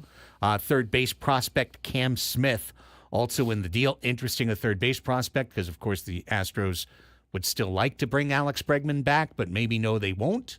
Or who knows what they feel right now, right? Paredes is a guy who could play third base as well for Houston. So Kyle Tucker, that's not the same package at all as the Soto deal last year. I think the Padres got a lot more than the Stros did, but they got a guy who will be in their starting rotation, Wesneski, a guy who will be in their lineup, Paredes. I don't know what Cam Smith's status will be on the 2025 Astros, but that's for 1 year of Kyle Tucker. Tucker's in his final year before free agency. So the Cubbies are making that kind of gamble that Tucker's going to not only step in and have a giant resurgent year because he really had a injury, snake-bitten year last season. He did. He slashed 289, 408 on base percentage, 23 homers, and 11 steals. But he only played 78 games. He had that broken shin in 2024. But he's, like you said, he's a really good player. He's a tremendous player. He's got power, speed, on base. He's a good defender in right field. I mean, this is a big-time upgrade for the Cubs. Despite missing all that time with injury, still finished with a 4.7 WAR for the 4th straight season. Jeez. I mean, really? Yeah, big-time upgrade for the Cubs. And, yeah, I mean, you're right. I mean, I do think Soto fetched more of a return last year for the Padres, but still some good players going back over to the Astros. This, folks, this tells you, we've been saying this day after day this week. Let this trade serve as further buttressing of our argument, okay? The baseball market has turned on its head. It's turned on its head to the point that the Houston Astros, a team that wins their division every year, a team that has no intention of not going for it again this year, admittedly, they've had some age. They're in the midst of a transition. But they looked at their superstar player, their youngest superstar player, Kyle Tucker, homegrown, home delivered. And they said, we have no chance of signing this guy next year. So where his value is in the trade market, that's what we can exploit because for a year, Tucker's affordable enough, but a year from now, he's going to get a mid-Soto type deal. He was not going to get $765 million, but he's going to get a great big contract from a team that owns its own network. It might be the Cubs. They might re-up him along the way. They've got the money and the wherewithal to do so. But tell you what, this is okay. I was happy with the first trade because Devin Williams left Milwaukee and went to New York. But on the net, Left the National League. Yeah. On the net, the Padres' day got worse because Devin Williams left, but Kyle Tucker's in the National League now, and the Cubs are one of the teams you have to fight to get a playoff spot. So this is a tough one. Tucker's going to make the Cubs a lot better. I was going to get into this more with Sports Fix, which I probably still will. But Luis Castillo for the Mariners has been, apparently they've been fielding a ton of calls for him. They don't really want to trade him. But as one of the sources in one of these articles said, quote, the other teams just won't hang up. They keep calling. Hey, what do you want? What do you need? And when you look at that for him, you can understand why A.J. Preller is going to be answering the phone for Dylan Cease or whoever's being called, for the Padres, because you're getting that other side, those other teams across the way that are like, we're not taking no for an answer. What more do you want? What more can we give you? Whether or not they line up on something, who knows? But that's the market that we're in, where it's become really competitive for the team that's trying to acquire this great player, whether it's Kyle Tucker or Dylan Cease, is willing to give up, it sounds like, some goods. Yeah, absolutely. So, bummer there. The Padres were never connected to anyone like Kyle Tucker. They don't have, we spent our minor leagues last year. We spent all the stuff we had to spend that's not DeVries or Salas last year. So We don't get to play in these types of waters. What we get to do is take our guys and see what we can get for them. Okay, with that, let's cycle back and wrap up this episode of Best of Padres 2024. We told you this particular tranche of games covers games 51 to 72. We're almost to the halfway point of the season, and we're going to bring you one highlight from two different games, games 71 and 72, Tuesday and Wednesday, June 11th and 12th, Petco Park, Padres and A's. After a 5-game losing streak for San Diego, the Padres rallied. They wound up splitting 4 against Arizona, but they got 2 very convincing wins, 10-3, 13-1. They got a very convincing loss, 9-3, Adam Mazur getting bombed. Then the A's, the woe-begotten A's, came to town. Dylan Cease took care of business in Game 1 of the series, a 6-1 victory for the Friars, getting them back to 500 again. They were 500 at the 50-game mark. They were 500 at the 60-game mark. And at the 70-game mark, the Padres were 35 and 35. That was the theme the whole first half of the season. It truly was. Game 2 of the series, Padres and Oakland A's. Randy Vasquez on the mound against J.P. Sears. Padres down 1-0 after 4. They get 3 runs in the 5th inning, keyed by a Jurickson Profar 2-run single. Take a 3-1 lead, but in the 8th inning, remember, this was that time after the Kansas City series, that feeling that leads weren't safe for San Diego unless specifically Robert Suarez was in the game. This time it was Enyel De Los Santos. Shockingly, he allowed a homer. This one to Soderstrom of the A's, tying the game, a 421-foot bomb, tying the game 3-3. So we go to the bottom of the 9th inning. Scott Alexander, the former Dodger, on the mound for the A's. The left-hander faced Kyle Higashioka. 2-2 from Alexander on the way, hit in the air, deep down the left field line, towards the corner, gonna go! Higashioka has homered in each of his last 3 starts. This one a walk-off. And the Padres survive it 4-3 against the A's. They'll go for the sweep tomorrow afternoon. 3 straight starts, 3 straight homers. Remember, in each of the first 3 episodes of this best of, Luis Camposano was far and away the starting catcher for the San Diego Padres. He was getting hits, he was delivering, but it was around the end of May that Campy started to falter. He couldn't catch Waldron, and all of a sudden Higashioka, who hadn't done anything, he hadn't done anything all year long, hit his 2nd, 3rd, and 4th homers in 3 consecutive starts. Padres walked that one off, 4-3. They've taken the series from the A's. And on a sunny Wednesday afternoon, June 12th, the Padres went for the sweep against the Athletics. Robert Suarez, by the way, had pitched the 9th to win that game. This one for San Diego saw Michael King on the mound. He was brilliant. He struck out 12 in 5 innings. Holy cow. He had really hit his stride. After a rocky start, he started to hit his stride right around this time. Sure did.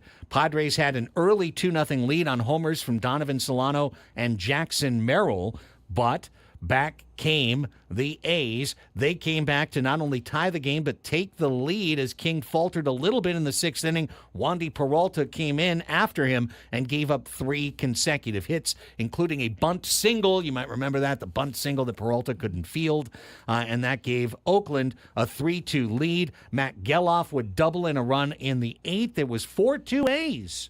It was not looking good, but in the bottom of the 8th, Donovan Solano hit his 2nd homer of the ball game, tying things up 4-4. We went to the 9th after a Robert Suarez scoreless top of the 9th inning. Kid couldn't not pitch in games in this part. He basically pitched in every game for the Padres. It was their all-star. The guy was getting all the news in baseball. Mason Miller throwing 102 miles an hour with a nasty, nasty breaking ball. Mason Miller faced Jackson Merrill. 4-4 in the bottom of the 9th inning. Swings at the first pitch, sends it in the air. Deep down the right field line, towards the porch, gonna go! Jackson Merrill, his first career walk-off home run. Hits second base with a stutter step. On his way to third as his teammates pour out of their dugout. They're going to wait for him at home plate. Padres win it in back-to-back days in walk-off fashion. Hopping up and down around the dish with Jackson Merrill.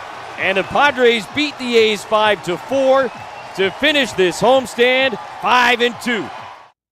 What a moment for Jackson Merrill, still hitting 7th in the Padres order at this point in the year. And like you said, I remember all the talk about Mason Miller coming into that one. Yeah. And first pitch, he sends it out. And for your first career walk-off in the big leagues, what a sweet, sweet moment. Absolutely incredible. Think it's about all amazing. the homers by the end of the year. Again, this is Right. why I love this segment, is that you see how it all unfolded. By the end of the year, this kid ties Mel Ott's record for homers at the end of games to win as a rookie. Like that, yeah. Yeah, but it started here. It started in this game, June 12th, Padres, A's, and Mason Miller. And think about the way Merrill hits from this point to the All-Star game, which he makes. I really think this at-bat, Annie, was a huge part of it, the confidence boost to be able to take one of the nastiest pitchers in the league yard. Oh, yeah, I agree. And all season long, Jackson talked about how there was a stretch where he was really trying to hit homers and it didn't work for him. And he kind of relaxed a little bit. He admitted at the end of the season that he did try again later in the season, and sometimes it worked out. But for the most part, he was just trying to hit line drives. He was just trying to move the runners. He was trying to drive a run in. And so I think for him to realize that his bat played, and it played not just against Mason Miller as the season would go, but it played against some of the best relievers in the game, some of the best pitchers in the game. He would be able to consistently get hits or hit home runs. Yes, I would agree with you. That is the beginning of what became for him the feeling of, which he always had, that he belonged there, but the feeling of, okay, I just have to be myself. I just have to do what I normally do, and I'm going to be okay here. Merrill Madness, origin story. Merrill Christmas, it's coming up. Merrill Christmas. Why isn't that an already being sold Padres I don't know. ugly Like, why don't we have like Christmas a Merrill sweater? Christmas like sounder or something? Padres. It's the holiday season. I want my Send Merrill that out. Christmas ugly Christmas sweater. Right, exactly. Come on. Get on it. Or Jackson's parents get on that. Yeah, I mean, you're normally good for this. I need one of these tomorrow. We're back with the 12 o'clock Sports Fix Weekend Preview Edition right after this.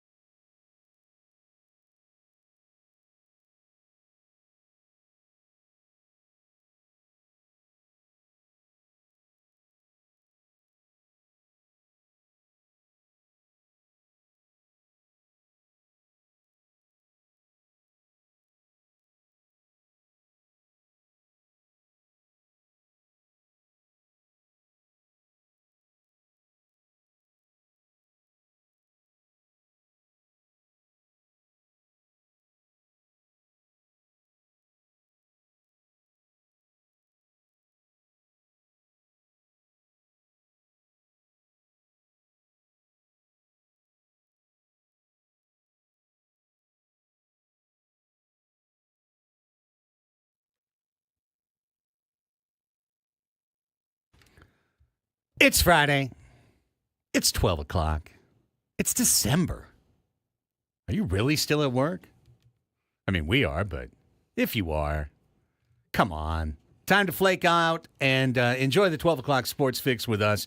Danny and Elsten, final 2 hours of our broadcast week. Annie Hobben, Craig Elsten, Braden Soprenet in our Odyssey studios. We have compiled and curated all the critical sports news of the day to disseminate your way over the course of the next 15 minutes or so. Here's Annie's baseball report with 2 huge trades to kick things off. Let's start in Chicago, where the Cubs are acquiring Kyle Tucker from the Astros for a package led by infielder Isaac Paredes, right-handed pitcher Hayden Wesneski, and third base prospect Cam Smith, who are the other pieces that will head back to Houston. Jeff Passan says the deal is done. The New York Yankees are acquiring closer Devin Williams from the Milwaukee Brewers in exchange for left-hander Nestor Cortez, infield prospect Caleb Durbin, and cash considerations. Let me jump over to Friday's edition of Hot Stove, where MLB Network insider John Paul Morosi identified 3 teams that are vying for free agent third baseman Alex Bregman: the Yankees, Red Sox, and Astros. There's reports on Wednesday that they've been hearing more buzz connecting Bregman to the Yanks, adding that New York's interest in the third baseman is real. Seems like that might become even more of a thing now that this Astros-Cubs trade has gone down. So I wouldn't be surprised to see that come down the pipeline. Over the weekend, the Boston Globe reported that the Mariners were willing to entertain offers on Luis Castillo, as I talked about last segment. Trade chatter has picked up in the few days since then. Daniel Kramer of MLB.com writes that the M's have received a higher volume of trade calls since Max Fried agreed to an 8-year deal with the Yankees on Tuesday. This directly relates to what we're talking about with Dylan Cease, because reports are that the Mariners don't really want to trade Castillo, but people are calling and, quote, they are not hanging up. Gotta imagine that. Gotta go. Hey, AJ gotta is go. Getting that for Dylan Cease as well. Exactly. A high volume of calls. And, Bryce mentioned it as well. The Max Fried contract kind of started this snowball effect of like, okay, we can't pay these prices, but we need starting pitching. How else can we do this? So I got to go pick up Christmas shopping, but thank you for calling. No. We want Castillo. We're out. I mean, if you would think that the leverage is really with the Mariners and with the Padres in these types of things. So if they don't get a deal done, then there was kind of a lot of hot air on the other side of what they would give the team, but they never actually ended up, upping their deals or upping the prospects or the big league return that they were going to give them. So we'll see what happens. And that is all I have. There's really not a lot going on in Major League Baseball besides those trades that keep coming down every so often, trickling down. And there probably won't be a lot going on the next 5 days either. Yeah.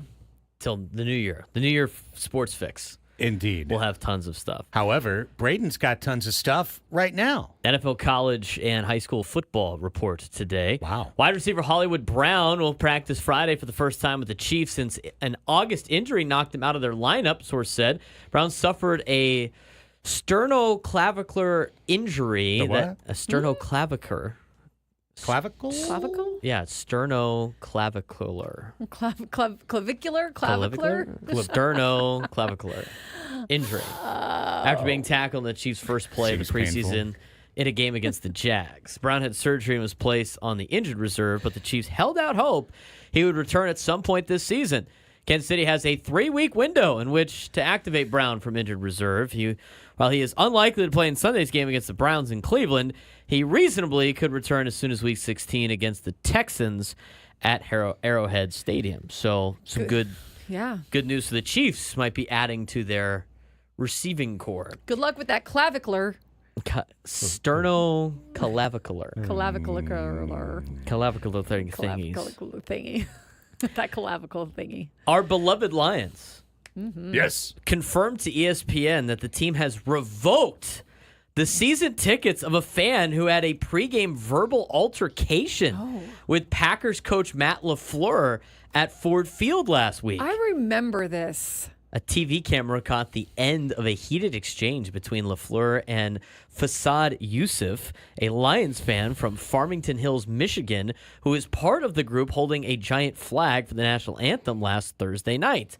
LaFleur could be seen yelling at the fan, but said his actions were provoked. I've never been part of something like that, LaFleur said after Sunday's 34-31 loss to the Lions. He was talking junk to our players, giving them throat slash sign. You're trying to de-escalate it, and then he gets in my face. I thought it was pretty unsportsmanlike. I've never seen that. I've been on many fields, and usually they police that much better. I thought it was an arrogant fan that wanted to get in a part of the action. I would like to see security or something step up in there and get him out of there because he shouldn't be doing that. Yeah, Yusuf confirmed the team's decision to the Detroit News and said he was, quote, devastated by the move after being contacted via email. The biggest gut punch, man, Yusuf's told the Detroit News on Thursday, just waking up and seeing that email, not being able to talk to somebody in person was a terrible feeling. I don't have my chance to give my side of the story or anything. Well, you play stupid games, you win stupid prizes. Yeah, you just lost your stupid prize. Part of me, when I heard that story the first time, was like, come on, Packers. Like, you're down on the field. Ignore it. Ignore the fans. Ignore whatever. But, it sounds like he took it too far. He took it too far. Yeah. Don't talk to the players. And don't keep egging them on. Exactly. Right. There's no reason for it. Miami Dolphins released wide receiver Odell Beckham Jr. on Friday, causing Craig and I to go, Odell Beckham Jr. still plays in the National Football literally League? Didn't He does? know. Yeah. I guess he's Really been part of did. the Dolphins. Ending the veteran's tenure with the team 4 weeks before the end of the regular season. The release was mutual, source confirmed.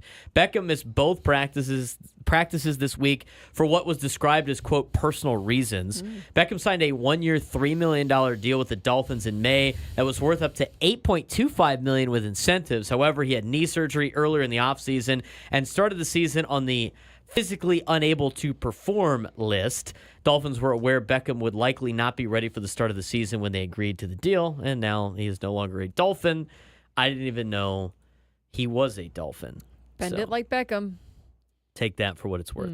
College football news involving San Diego State. They start to reload on the offensive line with commitment today from Michigan State transfer Dallas Fincher, a graduate senior who visited the Aztecs on Tuesday. 6'4", 314-pound Fincher played in 32 games for the Spartans the past 3 seasons with 2 starts at center, also backed up at both guard positions. So a big addition to the Aztecs offensive line. So a good get in the transfer portal for Sean Lewis and company. Yes. This weekend, we got the Army-Navy game. We'll be airing right here on these radio waves. We are the affiliates of the Navy football team. So Army-Navy back into existence. It's been a great time going the last couple of years to Army-Navy. Really gives you the full effect of the game. So it'll be interesting to watch it on TV for the first time in a couple of years. But Army-Navy is this weekend, as well as a couple of bowl games. There are a couple of bowl games this weekend as well as we start the bowl schedule already for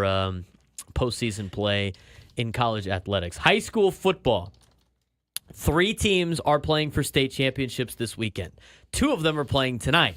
Yep. Lincoln is going to be playing Pittsburgh in the Division I AA state championship game tonight at 8 o'clock at Saddleback College. It is on Spectrum Sportsnet LA with Steve Quiss on the call. Hey. So if you got the game last time when Lincoln played Newberry Park, you should be able to get the game again tonight. So San Diego's Lincoln taking on Pittsburgh at Saddleback College tonight at 8 o'clock. El Cap is in action tonight. They are playing Carmel from the Northern California. Carmel is 14-0 on the season. El Cap is 11-3.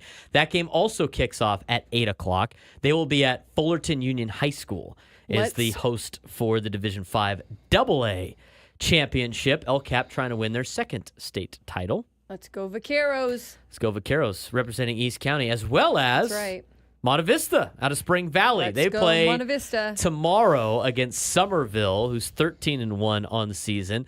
They will also be at Fullerton Union High School tomorrow at 3 o'clock. So those are the 3 state representatives for this San Diego section. Hopefully they all come home with some hardware. Lincoln plays tonight at 8, as well as El Cap. And then tomorrow will be Monte Vista at 3 o'clock. So congrats to all of them making it this far. Good luck tonight. Yes. And that's it for my report today. Outstanding. I got a big one for you, so let's roll through it, starting with our local team's weekend preview.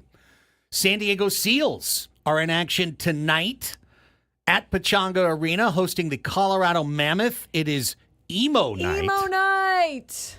Looks like a pretty cool T-shirt that they've got Put on for your giveaway. dark eyeliner. Yep. Like, I don't know, Oasis type wig, Sure. maybe. Yeah. Dark lipstick. I enjoy emo music, but I don't think I've ever dressed emo in my life. I think that's kind of like along those lines, but anyways. Well, enjoy it. It'll be 7:30 fun. p.m. face-off. The Seals are 1-1 on the season. They lost in overtime last weekend in Georgia, but they are 1-0 at home. Looking forward to this one. Last night, the San Diego Clippers pulled out a 115-113 win in Salt Lake City. They just keep clipping along. They swept the 2-game set. The G-Clips are in Santa Cruz for games on Saturday and Sunday. San Diego Sockers try to shake off a season-opening loss when they host Utica City FC Saturday night. It's the first ever Sockers game at Front Wave Arena. Kickoff is set for 7 p.m. It will be aired on the CBS Sports Golazo Network if you can't make the trip up to Front Wave. Golazo? Yeah, it's CBS. Like if you go on Paramount Plus and you go on live TV, Okay. they've got a 24/7 soccer network. I think Oh, it also wow. streams on Golazo. yeah, I like it. on I don't know, cable or whatever. I thought it was just some Italian guy. I was like, No, like golazo. Okay. You know, like the big goal is a golazo. Okay. So CBS Sports Got it. Golazo Network is where Tony Sanchez and I will have the call Awesome. of that one on Saturday.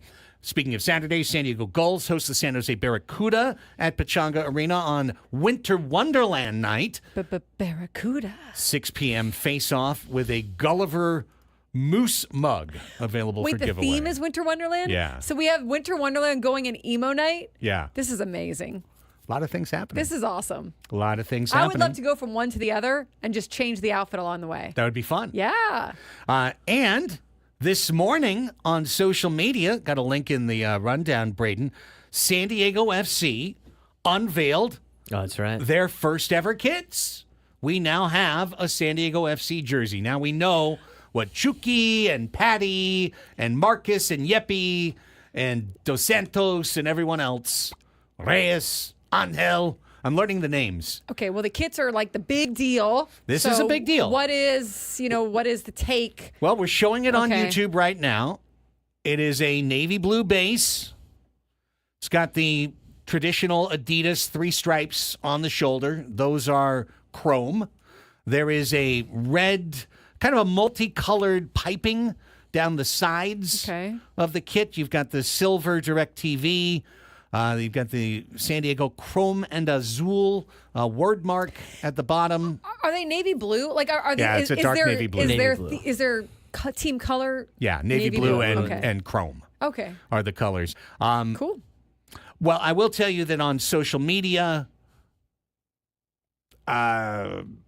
decidedly mixed to negative reviews so far. Do they get other kits? Well, this will be their home kit. They'll have a Okay. road kit. They'll probably have a third kit Yeah. as well.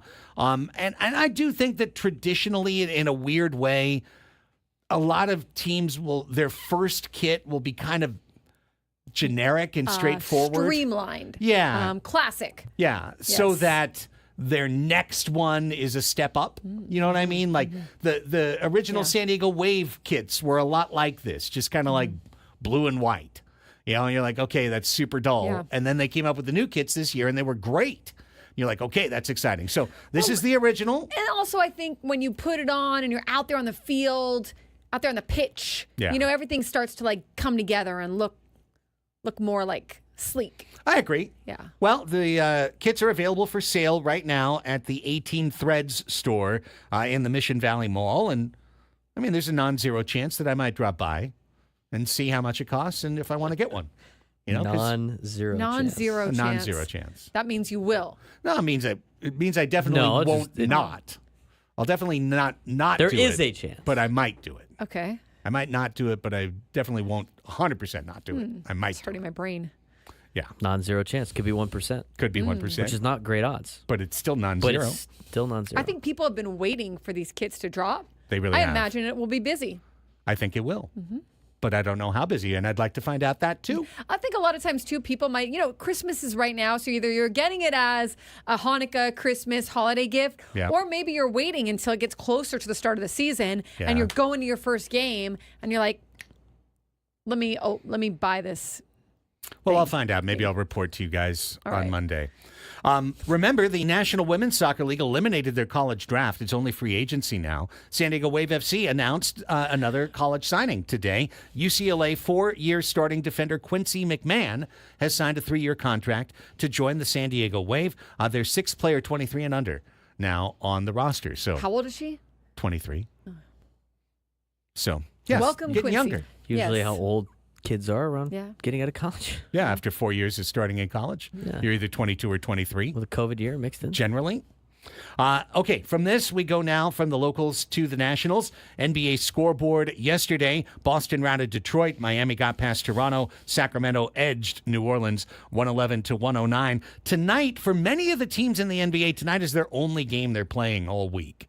This is essentially a bye week because it's the NBA Cup quarterfinals and semifinals. Bring attention to it. Like it. So tonight, the teams that didn't make the NBA Cup are playing. Washington at Cleveland, Indy at Philadelphia, Charlotte at Chicago, Lakers at Minnesota. No LeBron tonight. He is out with a foot injury / personal reasons / Is he we back don't with know. the team? Is he around the team? Will he be on the bench watching? Tune in at 5 p.m. I really want to And know. you might if know. he's not there, I really want to know what's going on. Me too. Was he at Bronny's game last night when Bronny dropped 30 in the G League? Like, what's going on? Hey, Bronny. Look at you. Clippers are at the Nugs.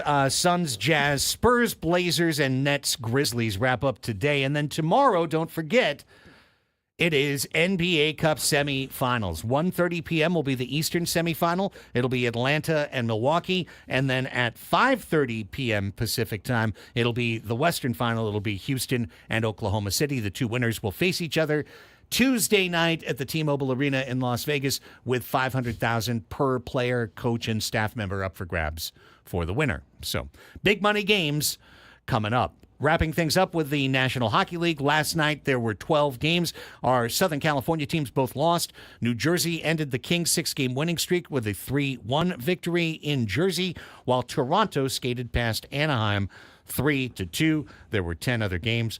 You can look them up. There's one game tonight, Ottawa at Carolina. And that's it for me. Shartstain McGee What? Utah didn't. said free They might have. customizations on the first 100 jerseys at Mission Valley Mall. Did a certain team play yesterday? They don't know if did. that's I true just or didn't not, mention but- You it. didn't want to Give say your- it. I give think it a I've already whirl. on two for the day. It is a Friday. I know, but if I get 3, are you going to make me sit out the next segment? No. We're gonna let it Oh, at roll. 6 p.m., We're gonna he let it says. roll. Scrapey just gets tagged in. You mean Bob comes running Cratchit? Bob Crotchety. Bob Cratchity. Yeah. He draws the foul. That's There on it is. Annie for saying that guy's name. I think that's true. Second personal. Second team foul. Friday is a day for fouls. That's right. Yeah. Because we're trying to foul out to get out of here. Just get out of here early. Klug gets forced in. Well, it's the Adam Klug show at 1:15 because all these jerks fouled out. That's right. Amazing. All right, that's your 12 o'clock sports fix for Friday the 13th. Wait, that's it? Braden, we already went to... He did his. Oh, He okay, did it all in great, one. great. Knocked it out. Wonderful. He did it all in We one. made it. And I did hear that the first jerseys, 100 jerseys sold, get customized, but I'm guessing that's already happened, right? I'm sure 100 have come off of the stands already, I would guess. If they Yeah. revealed them this morning. I mean, I comment in our chat that the free customizations, first 100 jerseys at the Mission Valley Mall, and he says at 6 p.m.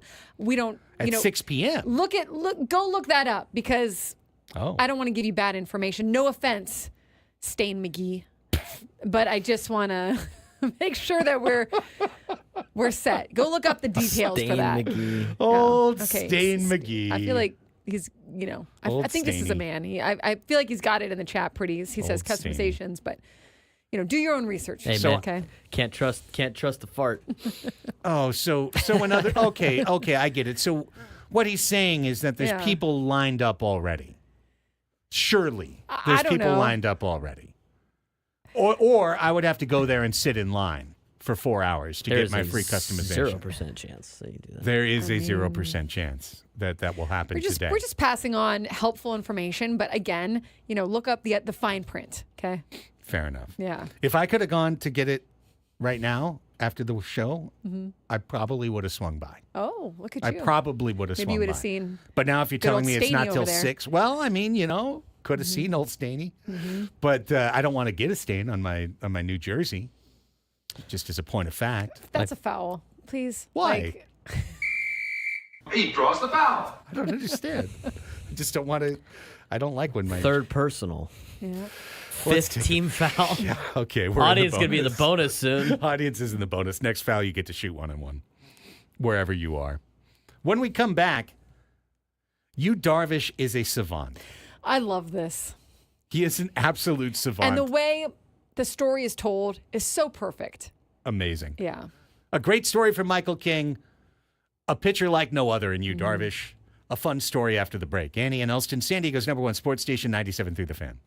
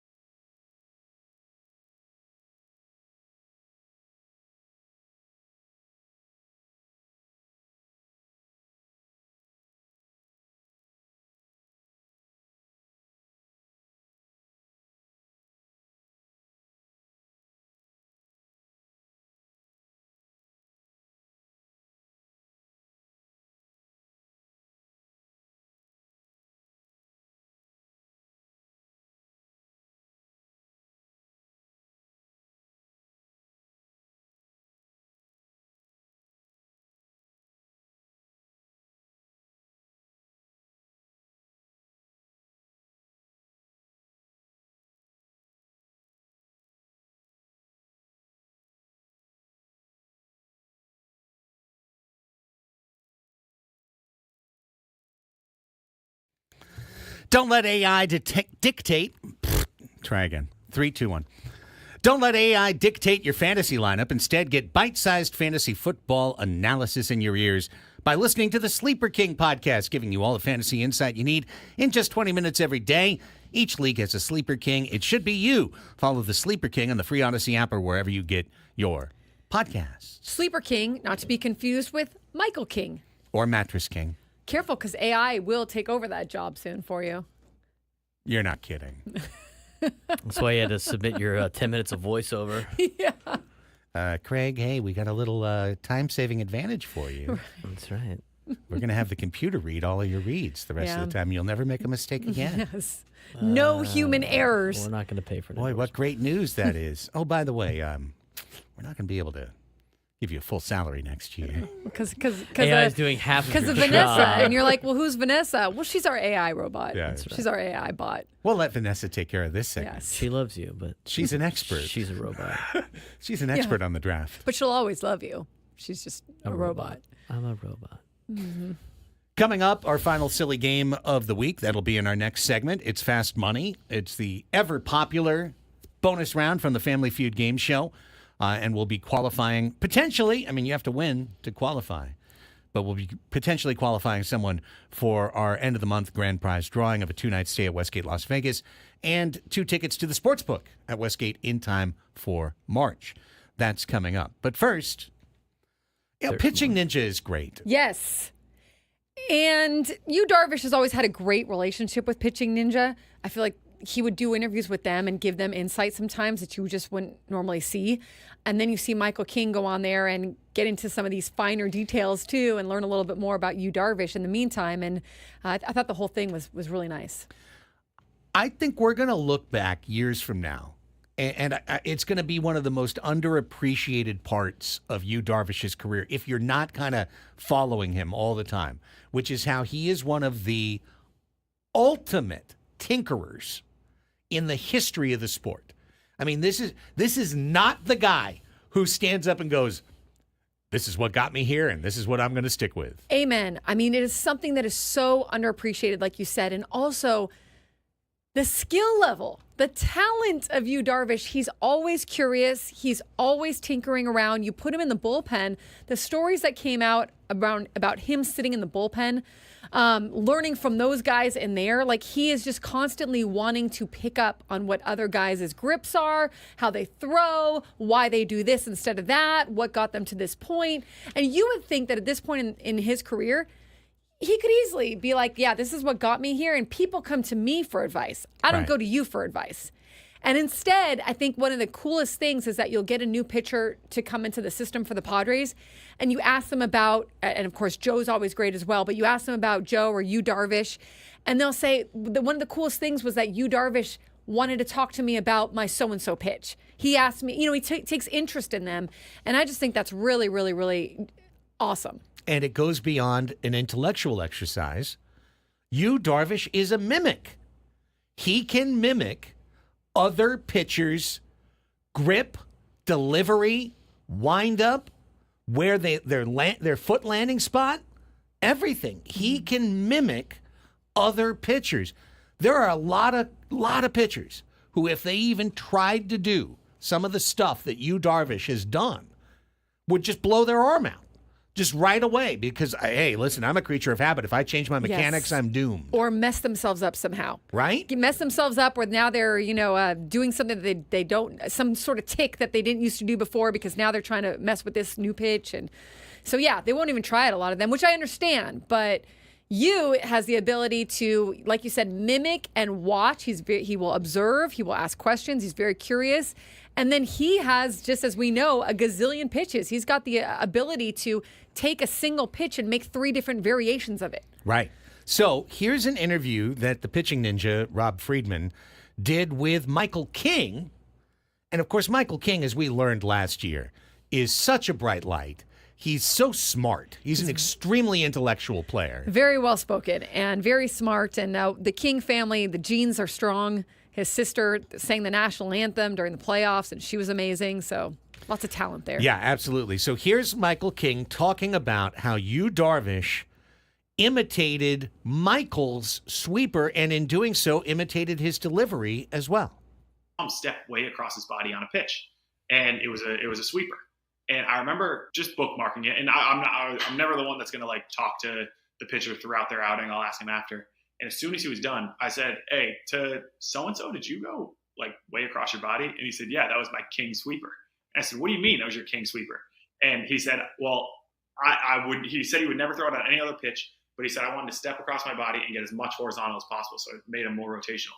And if you see him mimic my mechanics, Joe's mechanics, Dylan's mechanics, they're spot on. It's crazy how he just has that body control to see somebody else and then do it. And so it wasn't as much the pitch grip that he changed, but he just changed his mechanics to look like me going way across my body and then rip a horizontal sweeper. And he ended up using it a few times throughout the end of the year. And I think towards the end, because he didn't want hitters to realize when he stepped a foot across his body, it was always a sweeper, he started throwing like a sinker from over there. And to me, being able to totally change your mechanics at the big league level and still be successful with it is exactly why he's had such a long career and such a decorated career. He's underrated, man. I think back to the playoffs when Yu Darvish, there was the hullabaloo that happened on the field. And Yu Darvish went into that little squat position and hung out there for the 15 minutes or so or whatever that it took to figure out what was going on with the fans throwing things on the field or whatever that situation was. I think that was that, right? That was And then went out and continued the inning as if nothing had happened, and got the Padres through a tough spot. This is who Yu Darvish is. He's very mentally tough, but he's very talented. And like you said, everything really underrated. You just don't hear a lot about him anymore. He's been in the league a long time. But when you watch him on a day-to-day basis or you see what he's been able to do throughout his career, the talent level and the way that he kind of reshapes himself, or he's able to, if something isn't working, go to something else so successfully, it's really impressive to watch. I think it's one of the biggest reasons why, of all the long-term deals that the Padres have signed, where you say, oh, man, we're going to be eating some real downside risk at the end of that deal when the guy just doesn't have it anymore. The one guy that I completely leave out of that is Yu Darvish. I actually have a weird feeling that at age 41, he's going to pitch to an ERA around 3. He's going to have invented a 15th, 16th, 17th, and 18th pitch that he knows. Yeah. And he's just such – and that's what I really took from that King soundbite. He's such an athlete. He has an athletic ability that is almost unparalleled in terms of his body control, his ability to manipulate his body and not hurt himself while he does it. I mean, that's unique. It's one of the reasons why he's a likely Hall of Fame player. As long as he can stay healthy, there's no ceiling for Yu Darvish because he reinvents himself all the time. So he can continue to reinvent himself and figure out, like you said, new pitches and new ways to get guys out. He's just got to stay healthy, and he definitely does everything possible. I mean, he loves tech. He loves the latest innovations. He knows what works for his body. I think that he does everything possible to stay healthy. But if he can do that, I don't see him faltering along the way either. Am I crazy when I just floated the Hall for Darvish? I'm just looking it up right now. His career B-WAR is 33 in Major League Baseball. That's not enough. Yeah. That's not enough in big league baseball. But when you factor what he did in Japan, when you factor that he's had over 3,000 strikeouts. Breaking records there. Right, between Japan and the U.S., usually 3,000 strikeouts is an automatic Hall of Fame qualifier. If you struck out 3,000, you're going in. Well, of course, he hasn't struck out 3,000 in the big leagues, but he has struck out 2,000 in the big leagues, 2007, and you tack on 4 more years of performance, maybe get him to 150 major league wins.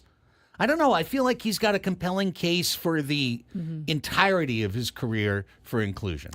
The Hall of Fame is so puzzling to me. Who knows? I don't know how they exactly decide because it seems like it's so subjective sometimes in terms of who's let in and who's not. But I think he's got a case for sure. Well, what is cool is that when he's done with the contract here in San Diego, he played for the Padres more than any other team. Yeah, in his that's career true too. In Major League Baseball, right? He's already had 4 years with the Padres. He spent 5 years in Texas. So that'd be it's kind of cool. So if he does Yeah. go in the Hall of Fame, what hat does he wear? Yeah, probably in a Padres Probably, cap. yeah. Right. Yeah. Said he always remember when he had his introductory press conference. Always dreamed about being a Padre. Always thought he would be a Padre. Hey, you know what? Planted roots here. It's great. If he gets Sasaki here, and he finishes the career the way that we think he's going to, retire number 11. Oh yeah, yeah. I mean, I think he would be a Possible, super right? strong candidate for getting his number retired, because at that point he would be one of the most decorated Padres pitchers in the history of the franchise. You know, we haven't had a lot of guys that stuck around a long time here in San Diego. I remember when the Padres signed Yu Darvish, and was that during the COVID year? That we were on a Zoom for some reason.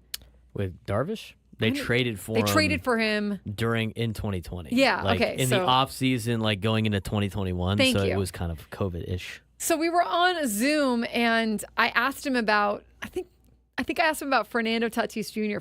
for some other reason. I don't remember why. And you know, I'm meeting him for the first time. We're on Zoom, and he was like, "Who? Who's that?" And so I started explaining.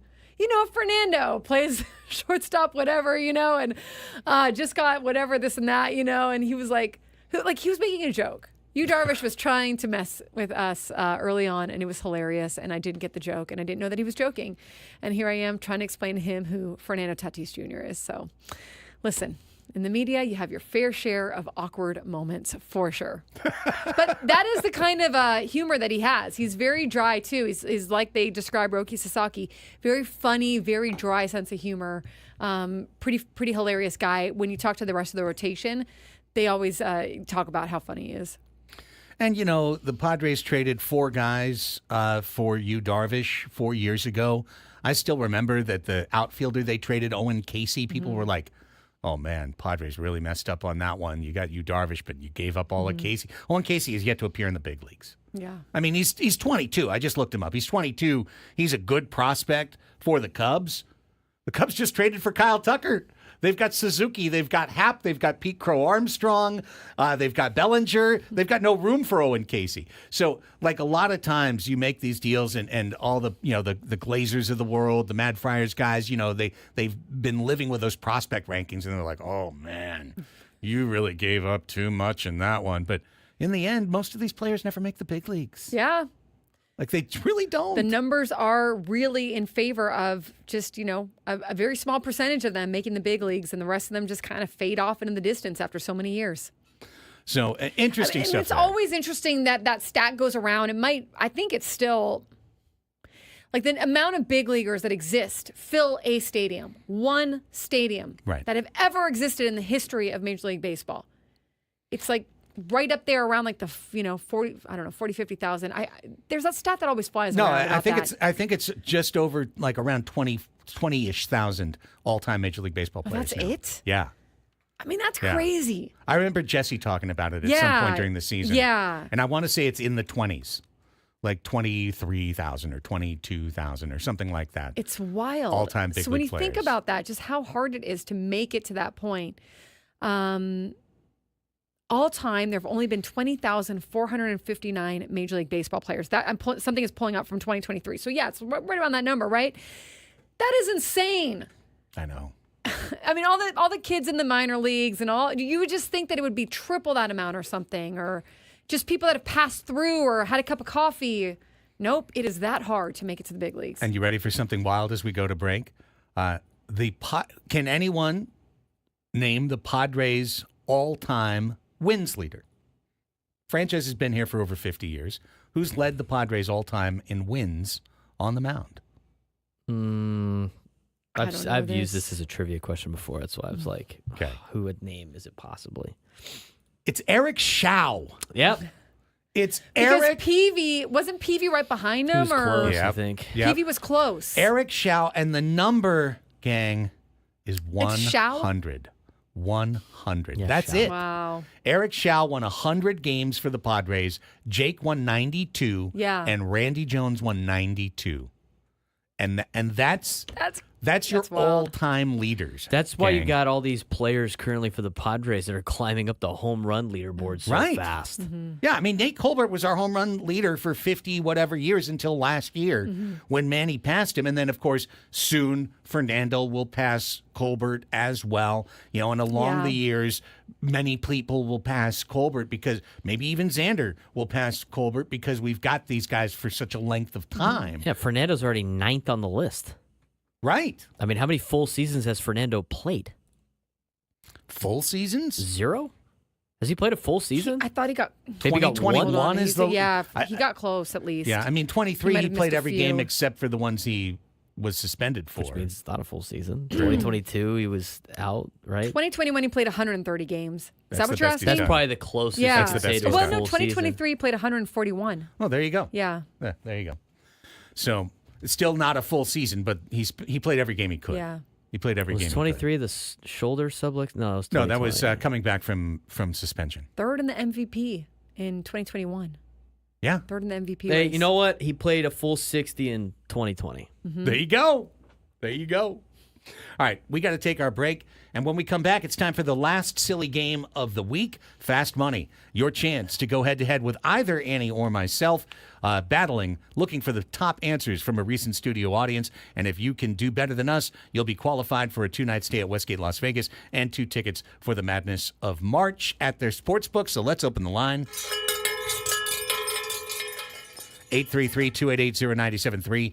833-288-0973. That's our phone number. Give us a ring right now. Braden will pick a contestant during the break. We'll come back and play Fast Money next. Andy and Elsten, San Diego's #1 sports station, 97.3 The Fan.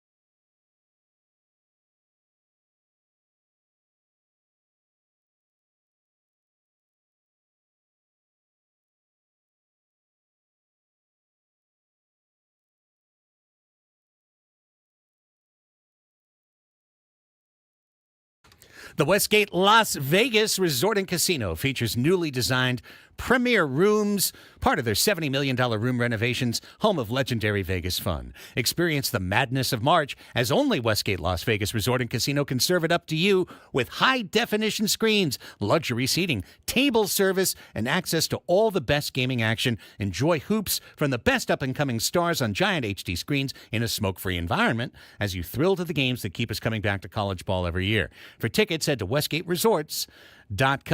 We've got a qualifying opportunity right now for that grand prize. 2-night stay at Westgate Las Vegas, 2 tickets to Hoop Central at the Westgate Superbook. If you can win fast money.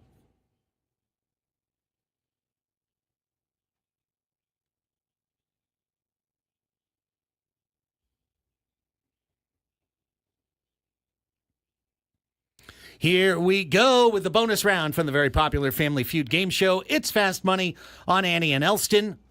And today, Tyler in Point Loma is our contestant. What's up, Tyler? Hey, how's it going, guys? Happy Friday. Happy Friday. Great to have you here, Tyler. Tell us a little bit about yourself or the audience once again. Well, born and raised San Diegan and avid Annie and Elsten fan since January this year. Happy almost 1-year anniversary of the show, guys. It's been a great year. Looking forward to more in 2025. Appreciate you, brother. Yes, thank you so much. Glad to have you here with us. Well, Tyler, it's time to play Fast Money. As you know, you've got one decision to make on the top, which is whether to take on Craig or take on Annie. Whoever you choose will leave the studio. Then our resident Richard Dawson, Mr. Braden Soprenet, will come at you with 5 questions that he recently polled a previous Annie and Elsten studio audience. You'll be looking for the number 1 answer for those questions. Then the host you pick will come back in, not knowing your answers, but being unable to repeat them. It's the advantage you get in the game. Then we'll add up the scores, and if you win, you're in the hopper. Who do you want to play today, Mr. Tyler? I think I will take on you, Craig. Fair enough. That means I get to give Annie Means I get to doodle for the the next 5 thing, minutes. and he gets to doodle, and I get to dawdle outside. Good luck. All right, Tyler. Braden Excel is getting ready his to go. Excel spreadsheet ready. Got to pump up that program, Braden. Get it going. Oh, we used to have to take, like in the business school, the Neely School of Business at Yeah. TCU, you had to pass a Excel test, but I was a minor, so I didn't have to do the Excel. I feel like I passed that test now. You can make good money on like those freelance sites Yeah, knowing Excel true. and being able to help people with it. So I'm all for the Excel my level knowledge. of knowledge of Excel, who knows? I don't think that's what they're looking for. Mine's more for sports-based making things, Well, it rating helps us systems, in this game. everything like that. Yeah, it's simple. You're like gonna put it on add, your resume. add stuff. Stupid game or silly games. That's right. Excel savant. Yep, there you go. All right, Tyler. All right, we digress. Tyler, you got 5 questions to answer. You got a minute to do it. If any of them stump you, can go back if we do have time. Time will start when I ask you this question. Name a dog in comic books or cartoons. Remember, this is kind of old. Scooby-Doo. Scooby-Doo is a great answer. Right. Name a door inside the house that you usually keep shut. Closet door. A closet door. Oh, I already screwed up the Excel sheet, so Great. obviously not proficient at this. AI is coming for you too. And well, it should for this job. Okay. Name a drink that tastes better when it's very cold. Milk. Milk. Ooh, yeah, it's true. Yeah, milk on a hot Who day is wants a bad warm milk? idea. Right. Oh no, disaster. Yeah, no one. What a terrible Yeah, idea. that's right, Tyler. Name a famous lake. Famous lake. Lake Michigan. Yeah, that's what I would have Michigan. said too. Well, you're not playing, so. I feel like Tyler's doing a good job. Name a famous painter. Vincent Van Gogh. Van Gogh, Excellent, he goes excellent. with. Said my- That's good. Got to go with Van Gogh. Got to go with Van Gogh. You got some Dude, pretty Craig good is all answers. ready. You know how like I'm never ready when you guys call me back in? Yep. He's like Guys the dialed. responsible game show citizen. I'm just dialed in. I'm just Right. I'm always staring like through the down the, window. hall or on my phone or talking to someone. I just stare at the window and wait for you guys to wave for me. He, There's an you know what eraser he if was you need doing? He was watching that video of James Franklin. There you go. Lock Just the F in. I'm locking the. Well, and then How's Greg your walked chicken by. basket? Yeah, Greg walked by, so he We're unlocked focused. me. We're focused on Tyler. We're focused on Tyler. Lock in. Craig, listening to James Franklin, getting him fired up. I got my Pre-game. blinders on. I'm ready. He's ready. He's been waiting for this all week. You got 5 questions. Got a minute to answer. You ready to go? Here we go. All right. Name a dog in comics or cartoons. Remember, this is not an up-to-date. Marmaduke. Marmaduke. What? That is a good answer. Is that a good answer? That is Yeah. a good answer. Yeah, it is. That's a guy that knows ball right All there. right. Wow. Would've never Coming thought of out that. swinging first pitch. Name a door inside the house that usually you keep shut. Ooh, a door inside the house. Inside the house that's always shut. Bedroom door. Oh, wow. I don't like that answer as much. I know. I mean, I'm sure he said bathroom. He said closet. He said closet. Yeah. Interesting. Name a drink that tastes better when it's very cold. Ooh, Coke. Yep. It's a pretty solid answer. Name a famous lake. Lake Michigan. Try again. Lake Erie. Fine. Fine. I could have said Lake Titicaca. What? Famous. That's a fourth foul. What is that? That is a foul. That's a That's, like two famous- fouls. That's a- Fourth. That's a like Guy on the is flirting with bench. disaster. That's a famous lake in Argentina. You're going It back is. to the It locker is. room, man. What even was that? That's a real lake. It is. Oh, okay. It's a real lake. It's a It's real not lake. a real lake. You still got 4 fouls.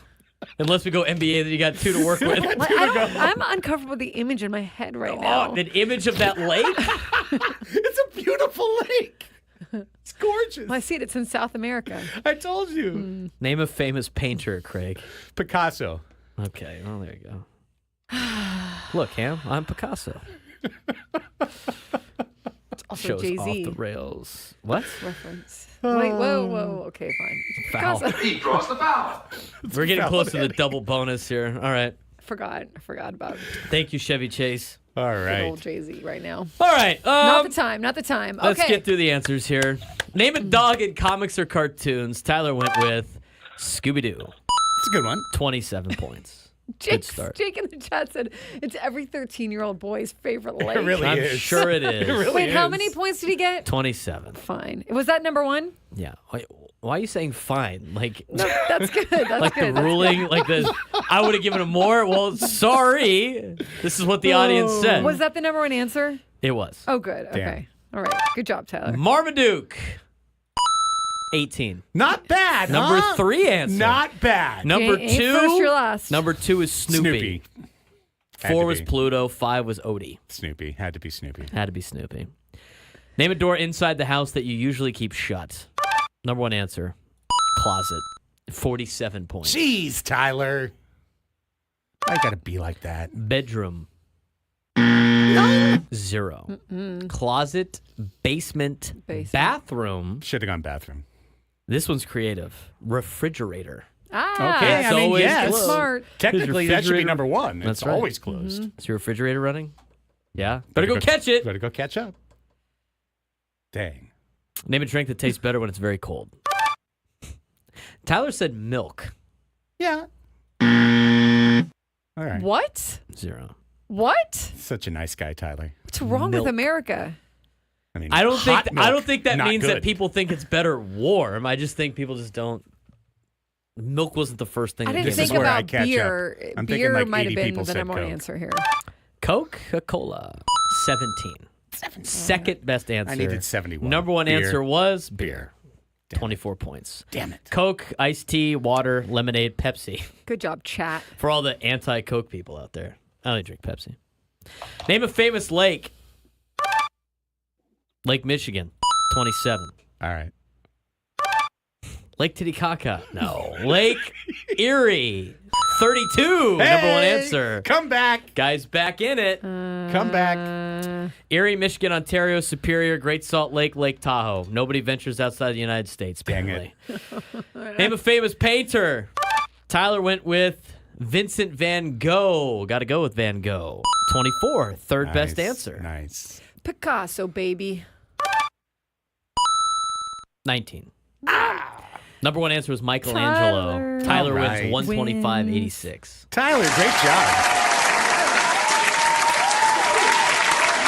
Honestly, I think I'm an easy mark in this game. I think the audience is starting to catch on that if they pick me in Family Feud, it's a pretty straightforward win. It's hard for the host to win. Yeah. Unless the contestant just royally screws up. And That's misses fair. the number one answer sometimes. Yeah. Or- you yeah. know? If I have to rephrase a question or like hint, it's a very bad answer on this game. Didn't have to do that for Tyler. Did you know what lake on planet Earth is the world's highest lake navigable to large vessels?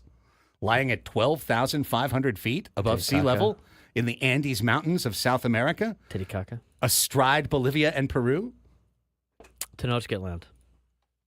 I'm not going to foul out, but it's that lake we talked about before. Guy really wants the last hour off. Just telling you. Adam, I've never Craig heard fell of that out. lake. Never. Never? In your Never life. heard. Have you, Brayden? Never. Yes. Absolutely. I mean, what Social the studies. chat said is true. Did I not pay attention? When I was in obviously junior did not. high, it's Topic? like everyone taught, it was a junior high school thing. Like, Wasn't there like a big lake for the Aztecs too? Like, wasn't Tenochtitlan Land was like the big land that they? Yeah. And there was like a lake surrounding the whatever. Mhm. I do remember that It does too. look beautiful in the pictures. Looks I'm gorgeous. sure it looks gorgeous. It's but, beautiful. Sweaty balls, Would love to visit. Balls. Would love to visit. Well, golden showers of tickets. My ding dong. I mean, I wouldn't put those two words together. Let's necessarily, close but- out this segment right now. We're going to come back and wrap up the show and wrap up the week. We got a lot of fun, including Media Melanie, coming up, and Braden's football segment next, so stay right here. San Diego's #1 sports station, 97.3 The Fan.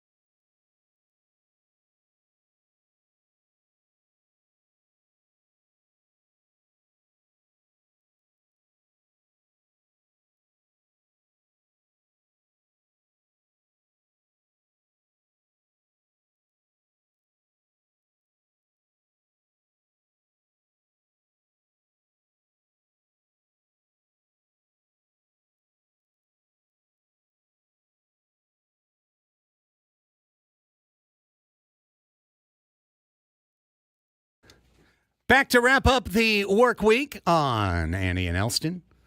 We got one more of these Monday through Friday next week, 10 to 2, and then the whole station is off for 2 weeks. 5 shows in 1 hour left. I'm excited. In Definitely 2024. excited. Thinking about all the Padres moves that'll be made during the 2 while weeks. we're gone. While Right. we're gone. Well, you and I both already volunteered our time to jump in if that's the case. I know. So. Unless I find a way out of town that last week. That's right. Thinking about it. Craig Elsten with Annie Halbrun, with Braden Soprenet. It's the Annie and Elsten show. We are rolling till 2. I got a question for you on that. Sure.